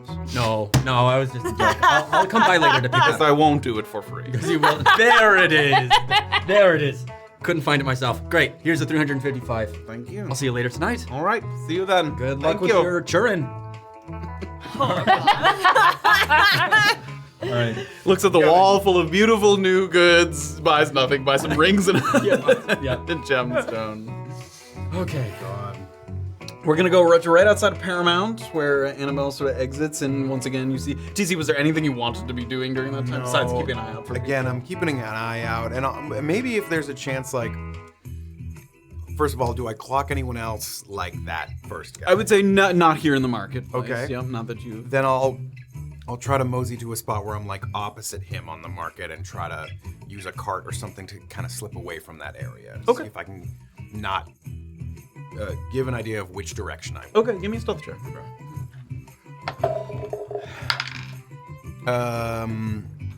23. You kind of wait for. There's a lot of more so than usual wagons moving through the thoroughfare because a caravan of people just kind of came through, and you're kind of moving around the market, and you wait for one of those wagons to pass by, and then you just follow it so that sort of by the time it moves by, if you can't really see necessarily, but if someone was to be looking, they might sort of not know exactly where you went off to. So that you follow the direction of that, so you're actually moving east. So you go kind of east past Paramount, and then you could kind of slip into the alley between the two buildings if you wanted to. Yeah, great, exactly.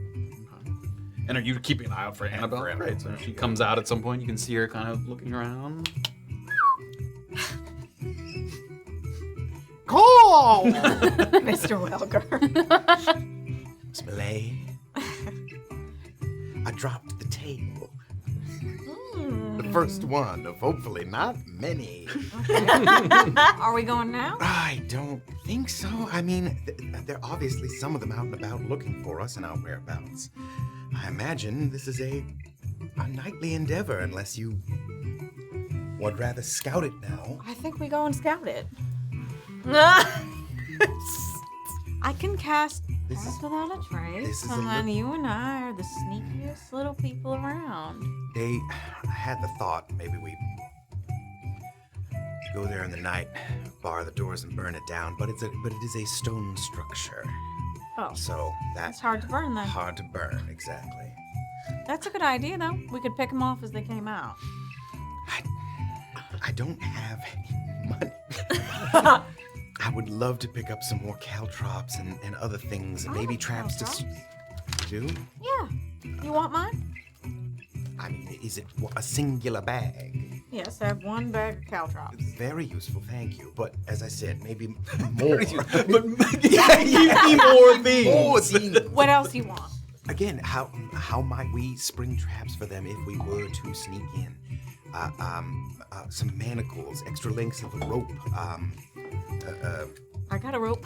I also have a rope. I mean more. Okay. I want more. Annabel, don't you understand? Okay, I have some money. You want to go to the store? We do a little shopping? Again. Why are you hemming and hawing, TC? Because I, again, would like to survive the next few days, and I would also not like to find myself in that prison again anytime soon. I will sooner die than go to that prison. Hence my haw and my ham. Okay, well, here's my pitch. Let's you and I go and scout it now. See how many are there. Guess how many might still be in town, if any. See if there are any ways to go in and out. And then we can come back in the evening. And if we decide we need our companions, then we can do that too. All right. The way that you described it, is this going to take an hour to get there? Like, probably less than that. Less than that? Yeah. All right. Maybe like an hour there and back. Right. But yeah. Right. So maybe we spend a couple hours heading there and casing it. Okay. We have to make sure we're not seen heading out of the city in that direction either. Maybe we even go, instead of going directly south, we go east or west first. I will follow your lead for a diversion. All right. If you don't want to do this now, then I'll go and study my books. No, I can give you some gold and you can go shopping. I think this is worth our time. All right, then let's do it. Yeah, let's head north and then we'll swing around, or west and then we'll swing around. You know, something my parents taught me. What? Always leave a note. Okay, let's leave a note. Should At we? the front desk, yes, let's leave a note. That way they don't think we've absconded beyond the cusp. Is the note truthful? Or does the note tell all? We'll say, dear Tyrun and Kayt. TC and I went out. Hugs and kisses. Annabel. Do you want more detail? I mean, if 3 hours go by and we haven't returned, maybe we need backup. P.S. If we are absent for a long time, where are we going? We're going about a half hour south towards the they'll understand the burnt down Monteros. Is that really true, though? This is me, Deirdre. That's not the direction that Matt said, right? Yeah, it is. Yeah, roughly. Okay. The Montero That is place is beyond further me. south. And, But if they went in that direction, yeah, Daphne told you if you follow the Shining Creek south out of town, Okay. southwest. yeah, sort of southwestish. Yeah, this place she was describing the Monteros thing's a little more due south. This is a little more to the southwest. But again, it's in that kind of marshy area where the ground is a little sort of sloppy. Is there a river we're supposed to follow? Shining Creek. Perfect. I'll tell him. Okay. All right. I'll run it into Clemens.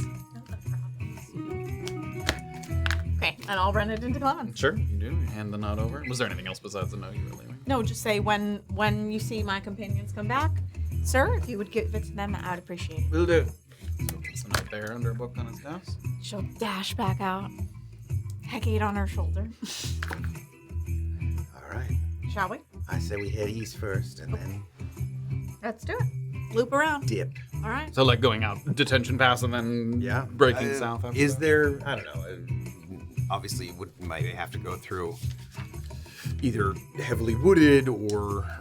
Yeah, the only issue with it just depends on. So if you go east out of town, there's the main river that you need to find a crossing for. The Shining Creek you can follow if you go over the southern bridge first, right by the Merc Hall, and then you can follow that river from there. Yeah, I just would rather not be seen going out that way. I mean, you could follow the river, but be in the woods nearby. You know what I mean? You don't have to be on the banks. Can we go through the back of the butcher shop kind of thing, and then? Then that's what You just have to wade through the water a little bit, but yeah, Oh, because it's down on the other side of the river. okay. Yeah, Whichever way you think is best. there's some shallow crossing points. As evidence today, I don't mind getting wet. Is that evidence today? We took quite a dip in that little cave. Yes. What cave? Yeah. Oh God, it's down south. I'm sorry. Are you Annabel? I couldn't remember. Reveal yourself, This is me, Deirdre, not remembering what fucking day is happening in the day. We'll retcon and be like, She's a doppelganger or whatever. It was you all along. It was your tips and days in sorry, the I water. forgot. Forgive me. All right, let's go. And why don't you guys give me a stealth check now? Okay. For possibly sort of keeping an eye out for people in the streets that might be keeping an eye. 23. Okay. 15. Great. Start with those. Damn it. Sorry. All right. Why isn't it 30? Oh, Kayt, roll initiative for me. oh, making this poor girl wait. Okay, and I was just double checking. The first thing that we did this morning was go to the well, right? I mean, We haven't been in any other we combat checked out- situations today. No. you still have your I still have my flip your uncanny focus metabolism, points. Yes. which also means that I get to roll a d8 to regain hit points, and because I'm at a higher maximum, I can do that right now. Plus 5 maximum. Yeah. So I'm gonna go all the way back up to my Hell yeah. added amount. There we go. And I still have an extra 10 feet of movement. Ooh, Right? yeah, long striders. How Is long? Longstrider still up? Was it more than an When hour was ago? that cast? It was right before we did combat with the spindly guys. Yeah, it's been longer than that. Oh, so never it's- mind. solid. I don't know. I was thinking it was the whole day. Okay, great. Never mind. 8 is the whole day. 8 is 8 hours. Yeah, 8 But is 8 Longstrider is hours. only an hour. Great. Okay. Go ahead and throw your monitors on. Go ahead and roll initiative Let's for me. Solo combat. Ooh, not bad. Hey. Pew, pew. 19. 19? Yeah. Hell yeah. Fucking. Maeve rolled an 18. Wow. Whoa, the girls are Great. on it. That's awesome. Oh, that's perfect. And Back to back. then- Really good. And then Dixon. Dixon. Wow, another good roll, but not as good. 16 for Dixon. Wow.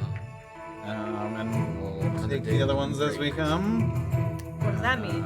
I mean, you know, the bushes were a rustling. You know, there's other people out there. But for now, we'll start with those. Lover. Do you want a card, Matt? There you go. Okay, Yeah, sure. Dix.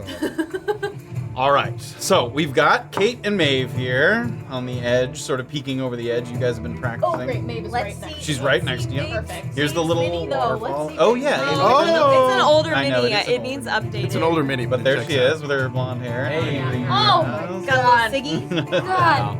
Goodness gracious. So there's the two gals. So here's the little waterfall that you guys have been. Pretty hanging out pretty. by. What a beautiful place. And then shouting to the man down below was this dwarf here. Sort of, he was kind of in the bushes here with his little crossbow and his green Oh, he's hooded. very far. Yes. Oh, so you all he are all the way. is Remember, 30 about. regular roll, 90 at disadvantage. Yeah, so it's right now it's a disadvantage shot because he's 75 feet away there, down from down below. Yeah, you don't have my sharpshooter. Okay, so we've got initiative there. Kayt, then Maeve, then Dixon. So as you sort of get ready, you sort of bring your hand up. He's like, "I'll reload fire." Okay.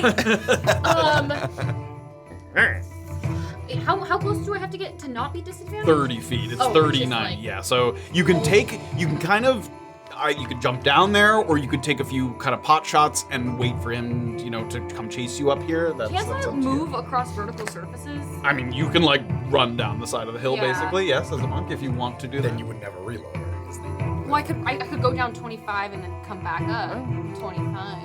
You could do that. Would that get Wild. me just? I don't know if that would get you fine. Let's Don't- find I don't out here. So theoretically, we move down 25 down the side. Come on, get up. 30. Club 50 feet. Yeah, not Oh. quite there, Okay. but yeah, wouldn't quite get you. Okay, so then I'll just hang out for now. Okay. Oh, fuck, it's so far. You can do it. Okay. You can do this. Okay, so I'm okay. Disadvantage. So I'm gonna- Disadvantage and add dexterity modifier. Come on. Who needs? Come on.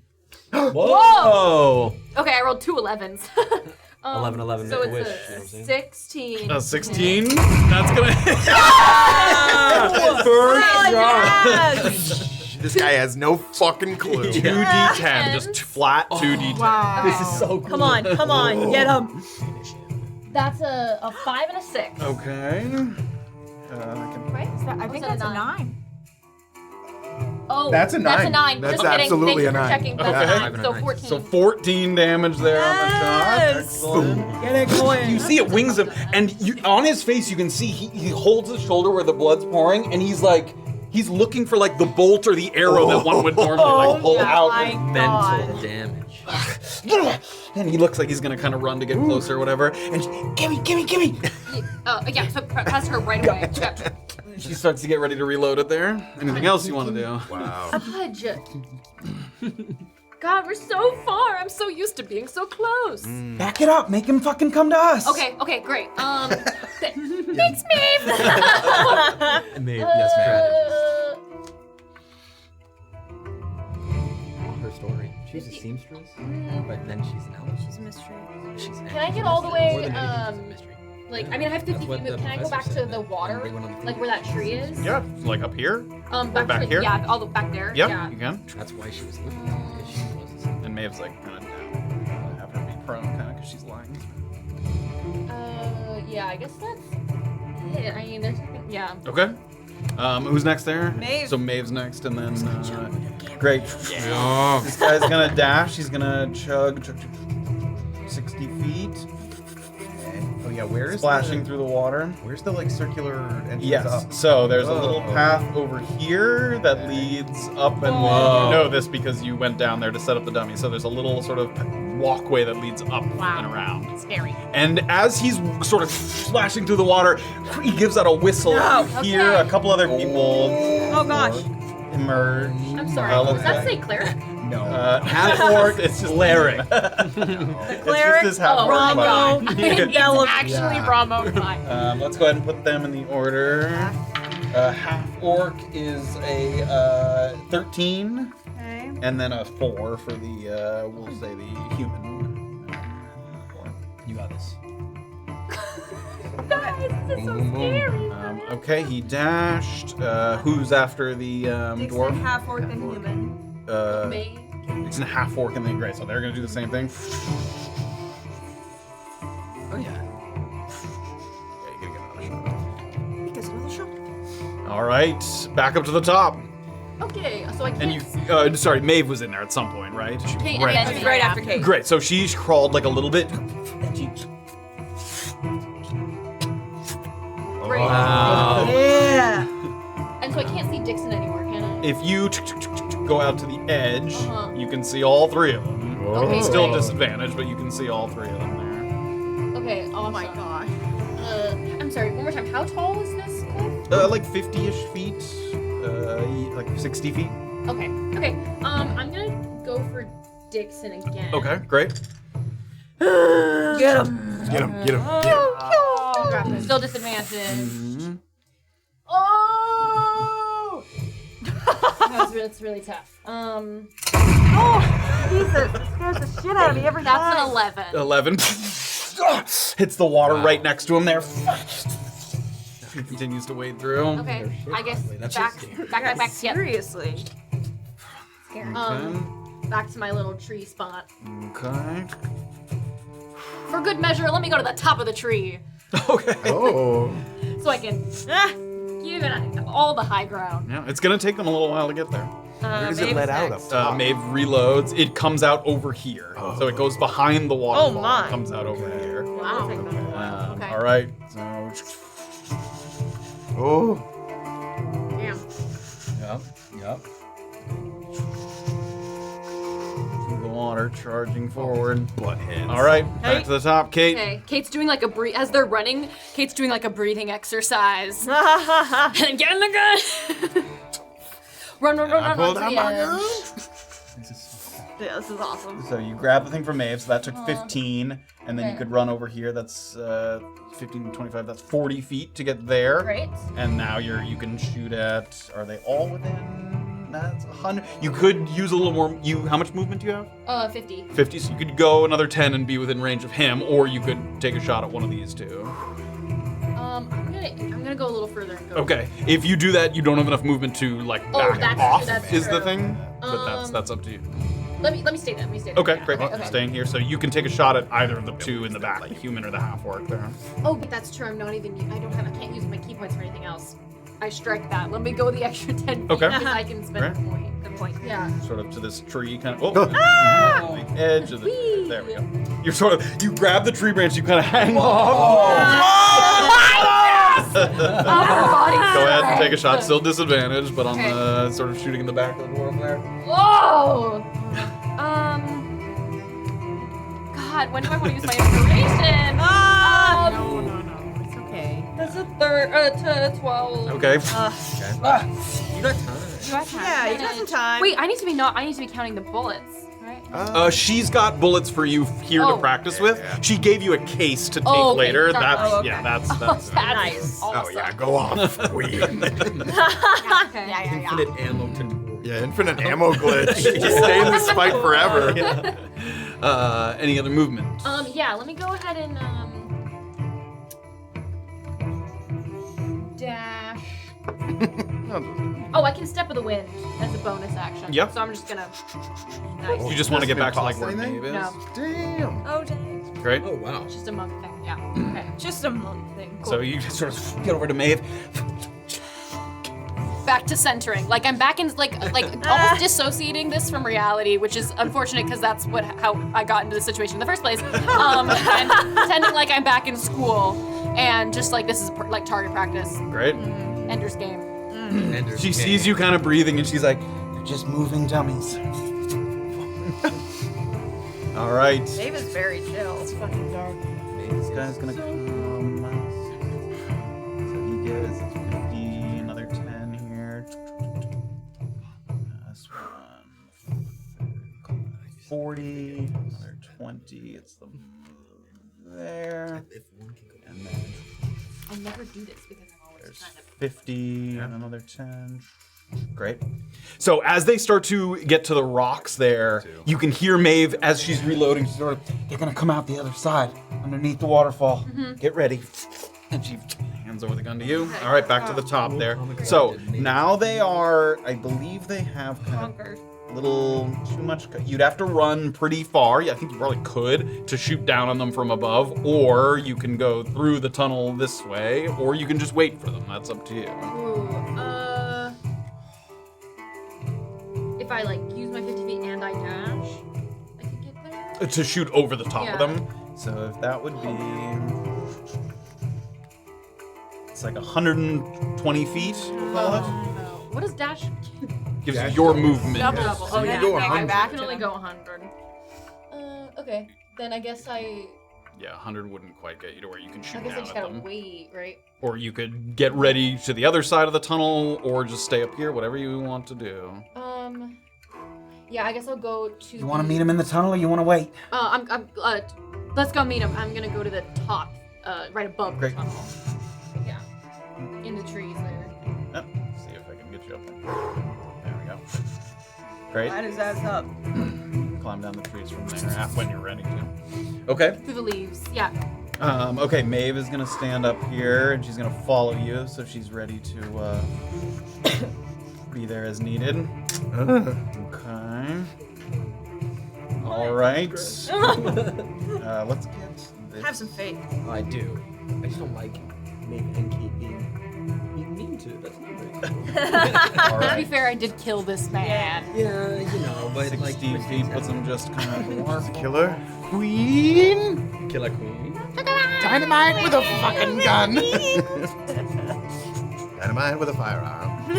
All right, that's them there. They're sort of in the caves underneath. Back up to the top. Kayt. I can hear him. If I go down, I'm gonna still be at disadvantage, but I could. I bet you could get within range if you just dropped down, which you Yeah, can because yeah, you I can. can. So that would be Oh, like sick. we'll call that 15 Death. feet to get where you can drop. Okay. And then let's bring this down here so you can see a little bit. Now you would be. 35 more feet. You can go 35 more. 35 would bring you here. Maybe not quite, but pretty close. Where was he? Yeah, there he is. Like you're 50 feet away from him there. I mean, at still a that point. disadvantage. But I can still do it. Yes. Yeah. Yep. Okay, I'm gonna. In fact, you don't have. If you want to take the disadvantage shot, you can actually be further back because Oh, it's right, up right, to right. 90, right? Yeah. Yeah. So Okay. you could be all the way back here, and still where is he? Oh, it makes the thing go away. There it is. Yeah, 80. Nice. You could even be a little Hell yeah. further back, right? So you let yourself drop down. Oh,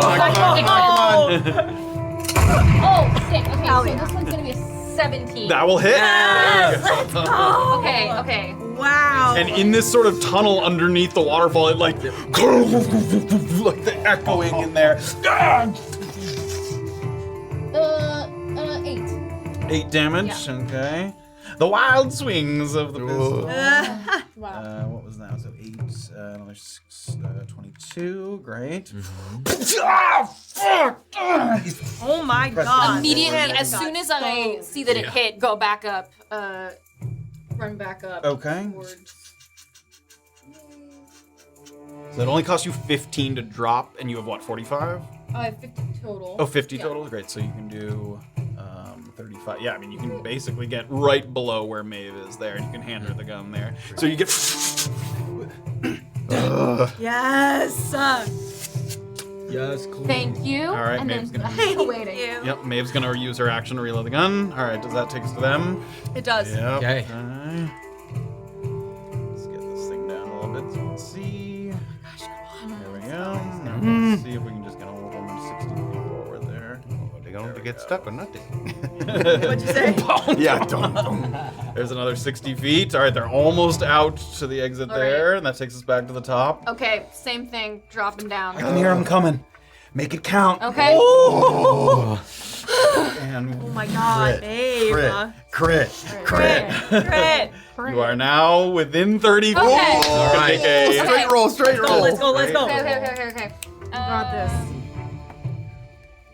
19. That will hit. Nice. So take a shot. Oh, and that's a It's not a crit. It'd be a, Oh, it has no, to no, be a no, night. natural. It's a one. It has to be natural on the one. dice. It has. Yeah. to. Understood. Yeah. Okay.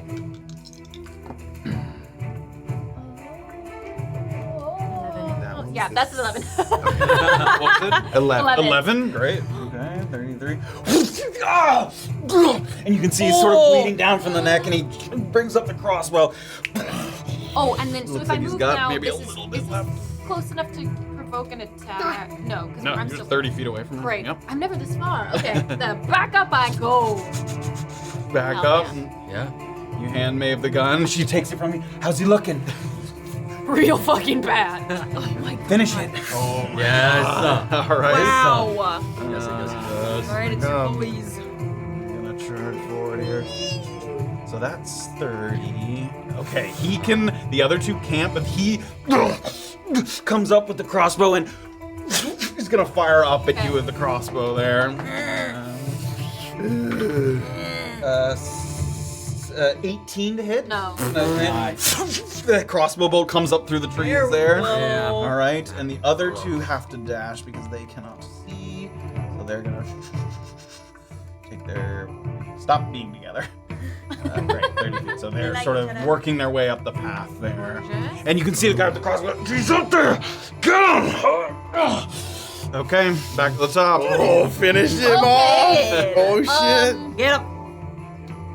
So he is. You could climb down just a little bit. You don't even have to drop all the way down. I'm gonna drop down because what if I want to punch him? You And can. I What if? disengage and dodge. You can also remember, so you have a loaded one of the firearms right now. Yeah. You can fire that and then use a second attack. Oh, you could drop right, down and then use it. go. yes. Okay, so I can Yeah. stay. Yep. Okay, all right, great. You just can't use 2 attacks with the firearm. But Right. you can do a second, different kind of attack. You can hand it back right before you get out. Right, Yep. right. Okay, cool. Then I'll just go low enough to not be Great. disadvantaged. You are. Okay. Come on, BB. Shot. 21. That will hit. Don't think you can't kill. Actually, you cannot. Oh, kill don't the guy say if that. you bit. Oh! 17. And the my blood God. splatter forms on the ground next to him there. as he Kate's not gets even gonna wrecked put by her it. hands up and just like see if she can get a hit. Give me a perception check. Oh, this one's a 4. This dice actually really hard to read. 12. You just hear like, God, what kind of fucking crossbow is that?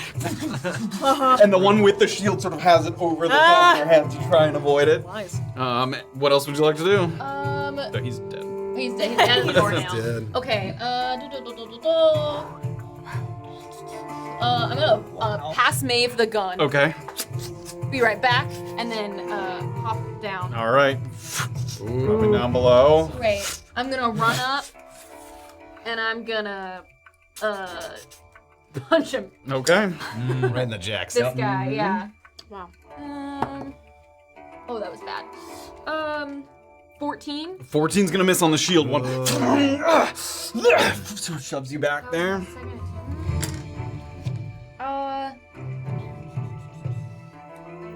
If I do. If I dash this way, he's trying to hit me. Can the other guy also hit me? No. No, him. it's just Right, one right. within melee range of you currently. I don't know. I'm gonna. I might as well. It's okay if I get a little bit beat up. That's Yeah. fine. Okay, I'm gonna Let's flurry go. of blows. Go to hit him again. Oh yeah. Yeah. Yeah, that's gonna be a 28. That will hit. Holy Whoa. that was terrible. 7. 7. And one more time. Attack. That was also bad. That's okay. 12. That's gonna miss. Okay, Yep. that's fine. The shield interposed between the two of you, doing a little bit of the heavy lifting there. Okay, and then I'm gonna go all the way back up. Okay, Well, so back. they're gonna take a swipe attack of opportunity Yeah, here. that's fine. Okay, this is a 22 to hit. Yeah. That hits. Okay. Okay. It looks like they have like a little base there. That is 10 bludgeoning damage. Whacks you on the way out, and then you're gonna climb back up. Yep. You do. Like frightening speed up the side. He swings and clips you with the mace, and then sort of Shit! Get up there! Oh Okay. my god. Maeve has finished reloading. Hands it back over to you. Okay, great. All right, the other ones. This one's gonna go 30, and then he's gonna start to kind of come up the side here. Yeah, he's gonna sort of get up there. I think the other guy still has a turn. That was just his opportunity attack. Yeah, Oh. they're like at the same time. Yeah, right? yeah. I just want to make sure you didn't forget. This one, yeah, because the shield, they don't want to be climbing, so 30 feet. Yeah, they're pretty much gonna go this. They'll try to climb up this kind of area. We'll call that difficult to strain, actually. So 15. Yeah, we should. Yeah, the other one was a little easier, but this one, they're trying to take sort of a quicker shortcut to get there. And Maeve, who's like reloading right before handing you the gun, she can hear it. They're coming. Okay, back to the top. The one that my I gosh. just was with is the one that's closer to me? Yes. Okay, yep. great. Great. Going for him. Okay. Sort of peek out the edge here. 23 to hit. That was a natural It was 18, an though, 18, right? yeah. Oh, so close. You're getting there. You're getting there. The gun's warming up. Steam is rising. 10. 10 damage. Yeah. Excellent. I think I have to get up really because D10 swing. Yeah. I've rolled many of them. That one had 7 on it. Okay, so 17. Yeah. Okay. Great. 17 gets clipped by that one. Great. You can hear it like ting, hit the shield and then clip them on the way by. Pass back to Maeve. Great. So you've used 10 feet of movement, 5 to move over there, and then 10, Okay. 5 to go back to Maeve. Can I get back up to him? To the person? Yeah, Yeah. definitely. With my my hands free of the gun. Go for it. Smack 'em. God, shit, like crazy. Math. 17. 17 will hit. Ooh. There we go. There we go. There we go. Close it down. Oh, I'm so disorganized. 10. 10, great. That person's a nice smack. You sort of take advantage of the fact that they're climbing, so she couldn't kind of get her shield up in time. With the claw, and you have one more, I think. Oh no, that was your second attack. Yeah, I'm 10 gonna- flurry of blows. I'm gonna go for it. Yeah. Okay. We need blood. Oh, great. 22. 22 will hit. Yeah. 8 damage. 8 damage. Ooh! Sort of your claws sort of embedded just in her shoulder there. He's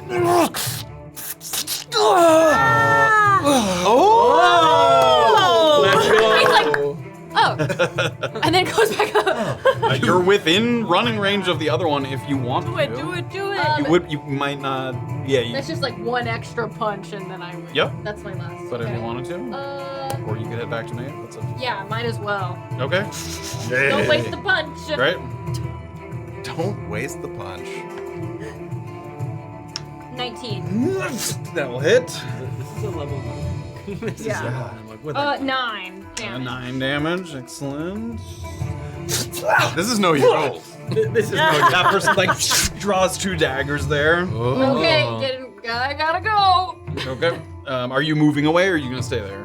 I'm gonna head back. Okay. He's gonna Yeah. take an attack of opportunity as you Yeah. do so. I don't know. You moved like up and down, like you did kind of this and then this.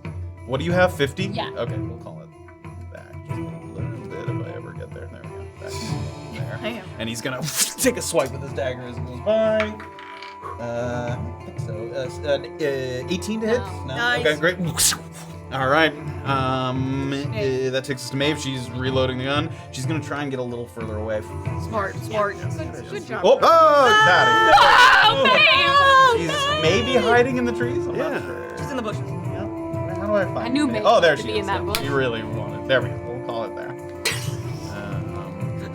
All right. We can have like a little poly thing.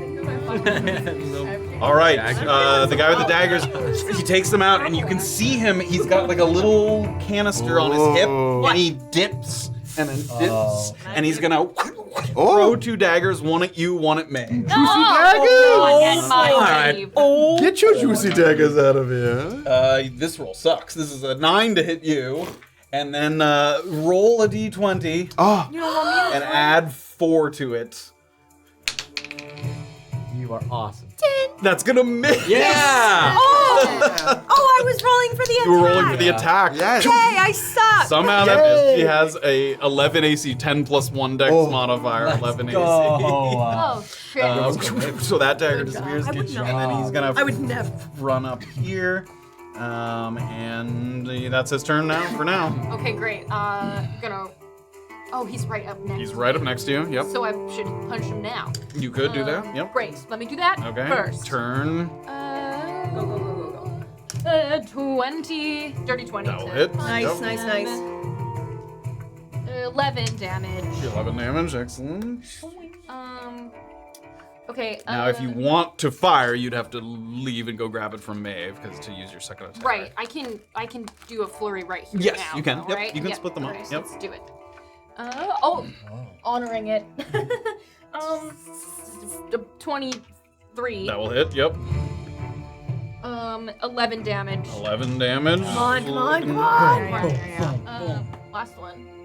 Natural 20 with my fist. That will hit. Oh. That's crazy. Double that die! Do it again? You can, but you rolled one. I'll just shut Wait, my what does mouth. that mean? I've never done a 20. in When combat. you crit, you can either roll twice the dice, or you can roll one and double it. Oh, let's double it. In the future, decide ahead Yeah, of time. Oh, sorry. No, That's okay. fine. She And only also- rolled one, so Yeah. we'll take Yeah, that. and I also add. Yep, you still just add the once, thing. just Yep. add once. Yes. Okay, So- 19. 19. All right. On this Nice. one, he's going to uncanny dodge it to half that damage. Oh, bitch. So it's going to be, what, 9 damage there. Okay, and he'll just hang on there. All right. And Maeve sort of, she's, Oh my god. Yep. Okay, I gotta. That was my second. that was your Flurry of Blows second Second attack. one, yeah, you have great. one regular attack. Okay, run it back my to me. God. Blow him up, baby. He's going to take a feeble swipe at you as you go by. Great. No. 16 Nope. damage. Yep. Okay, great. Take, Finish it. God. Breathe. Step. I'm gonna do the opposite foot forward, both hands on. Take a breath as he's like bleeding And with Maeve sort of whispering in your ear, she's got her hand on her shoulder. Breathe. And I want you to roll it and add your proficiency to this. Oh, thank God. Proficiency, it's the same as any of your So you're regular. gonna get to Yeah, plus plus 9. nine. Oh my gosh. That's a 21. Yes! Go ahead and roll damage there. Oh, yay. Wow. Oh wait, what are we? This is 2d10. 2d10s. Yeah.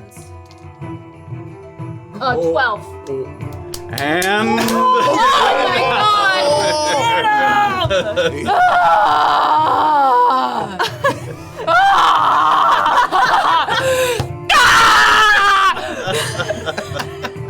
I'm gonna still as a stone watch him just fall over, and I'm gonna take it and I wanna go. And I'm gonna put it in my pocket, and then I'm gonna turn around and I'm gonna hug Maeve. And then I'm gonna let it go and step away. And that's where we're gonna end tonight's Oh my god. You made me do this! I killed your brother and I'll kill you too! Wow. Well struck. Wow, Glorious, wow. Kayt Morius. Hell yeah. Cut a few people down as target practice, but that's where we're gonna end tonight's episode. Wow. We have a lot of some good split events going on here. We'll follow TC and Annabel as they do a little scouting of this clinker outpost, and then we'll check in with the Tyruns as well around town. Wow. Got a little Izzy out business to take care of. Hey, that's what happens. Where was Illien headed after Good as Gold? Since he's waiting for sundown, he was actually thinking of going to Maeve's to hang out with Jonah Okay. until they get back. Some bro time. Yeah, that's. I mean, if he's alone right now, Putting in some time Ramo with just the go. in-laws. You go to knock on the door and it's like, yeah, it's just like. Oh my gosh. Give me this. Oh, thank you. Give me it. But the fun doesn't end there. We've got some notch and soda. Notch and We've got so soda. much to discuss. So much. The beards are Grab your coming soda. back. Grab Get your your soda. Oh, Get your beards are beer. coming Get back. your Oh, beer. God. Oh, the- We're gonna need straws. Bring your bard songs. Oh my. A reminder of the usual order of things. We're gonna you'll be able to see but not hear us. We're gonna take a quick break. We'll grab a drink. We'll come back. grab some snacks. It'll have we'll do a little countdown or something. Is there a countdown? There's not a countdown. It's just a bunch of fun clips. Oh yeah, clips. Just fun clips. We'll play some clips. And if you've got a sub, if you were gifted a sub, if you subbed, you'll be able to join us. You're eating a sub. Yeah, if you're eating a Ooh. sub. If you're a sub, if you're in a submarine, Or or a a dog. Where in the hell? Master Dark resubscribed. Nice Mirror 9 bits. Nice got 20 bits. Insanely Fast with 20 bits. So by Smallbird 20 bits. Thank you so Thank so you much. guys so much. Oh, you didn't. Coward. Fucking coward. Oh, you took it down. Oh, you dumb bitch. Coward. Join us in the Discord too to talk about this episode and see all the fan art that's been dropping lately. It's been so good. Can't stick around, please join us in Discord, hang out, chat. Yeah. But more to come. You can Prime sub right now. Yeah. And join us. Fast, fun, free. Fun free. Fun. Titillating too. Okay. We should. We'll see you in just a little bit. So soon. Bye. So soon.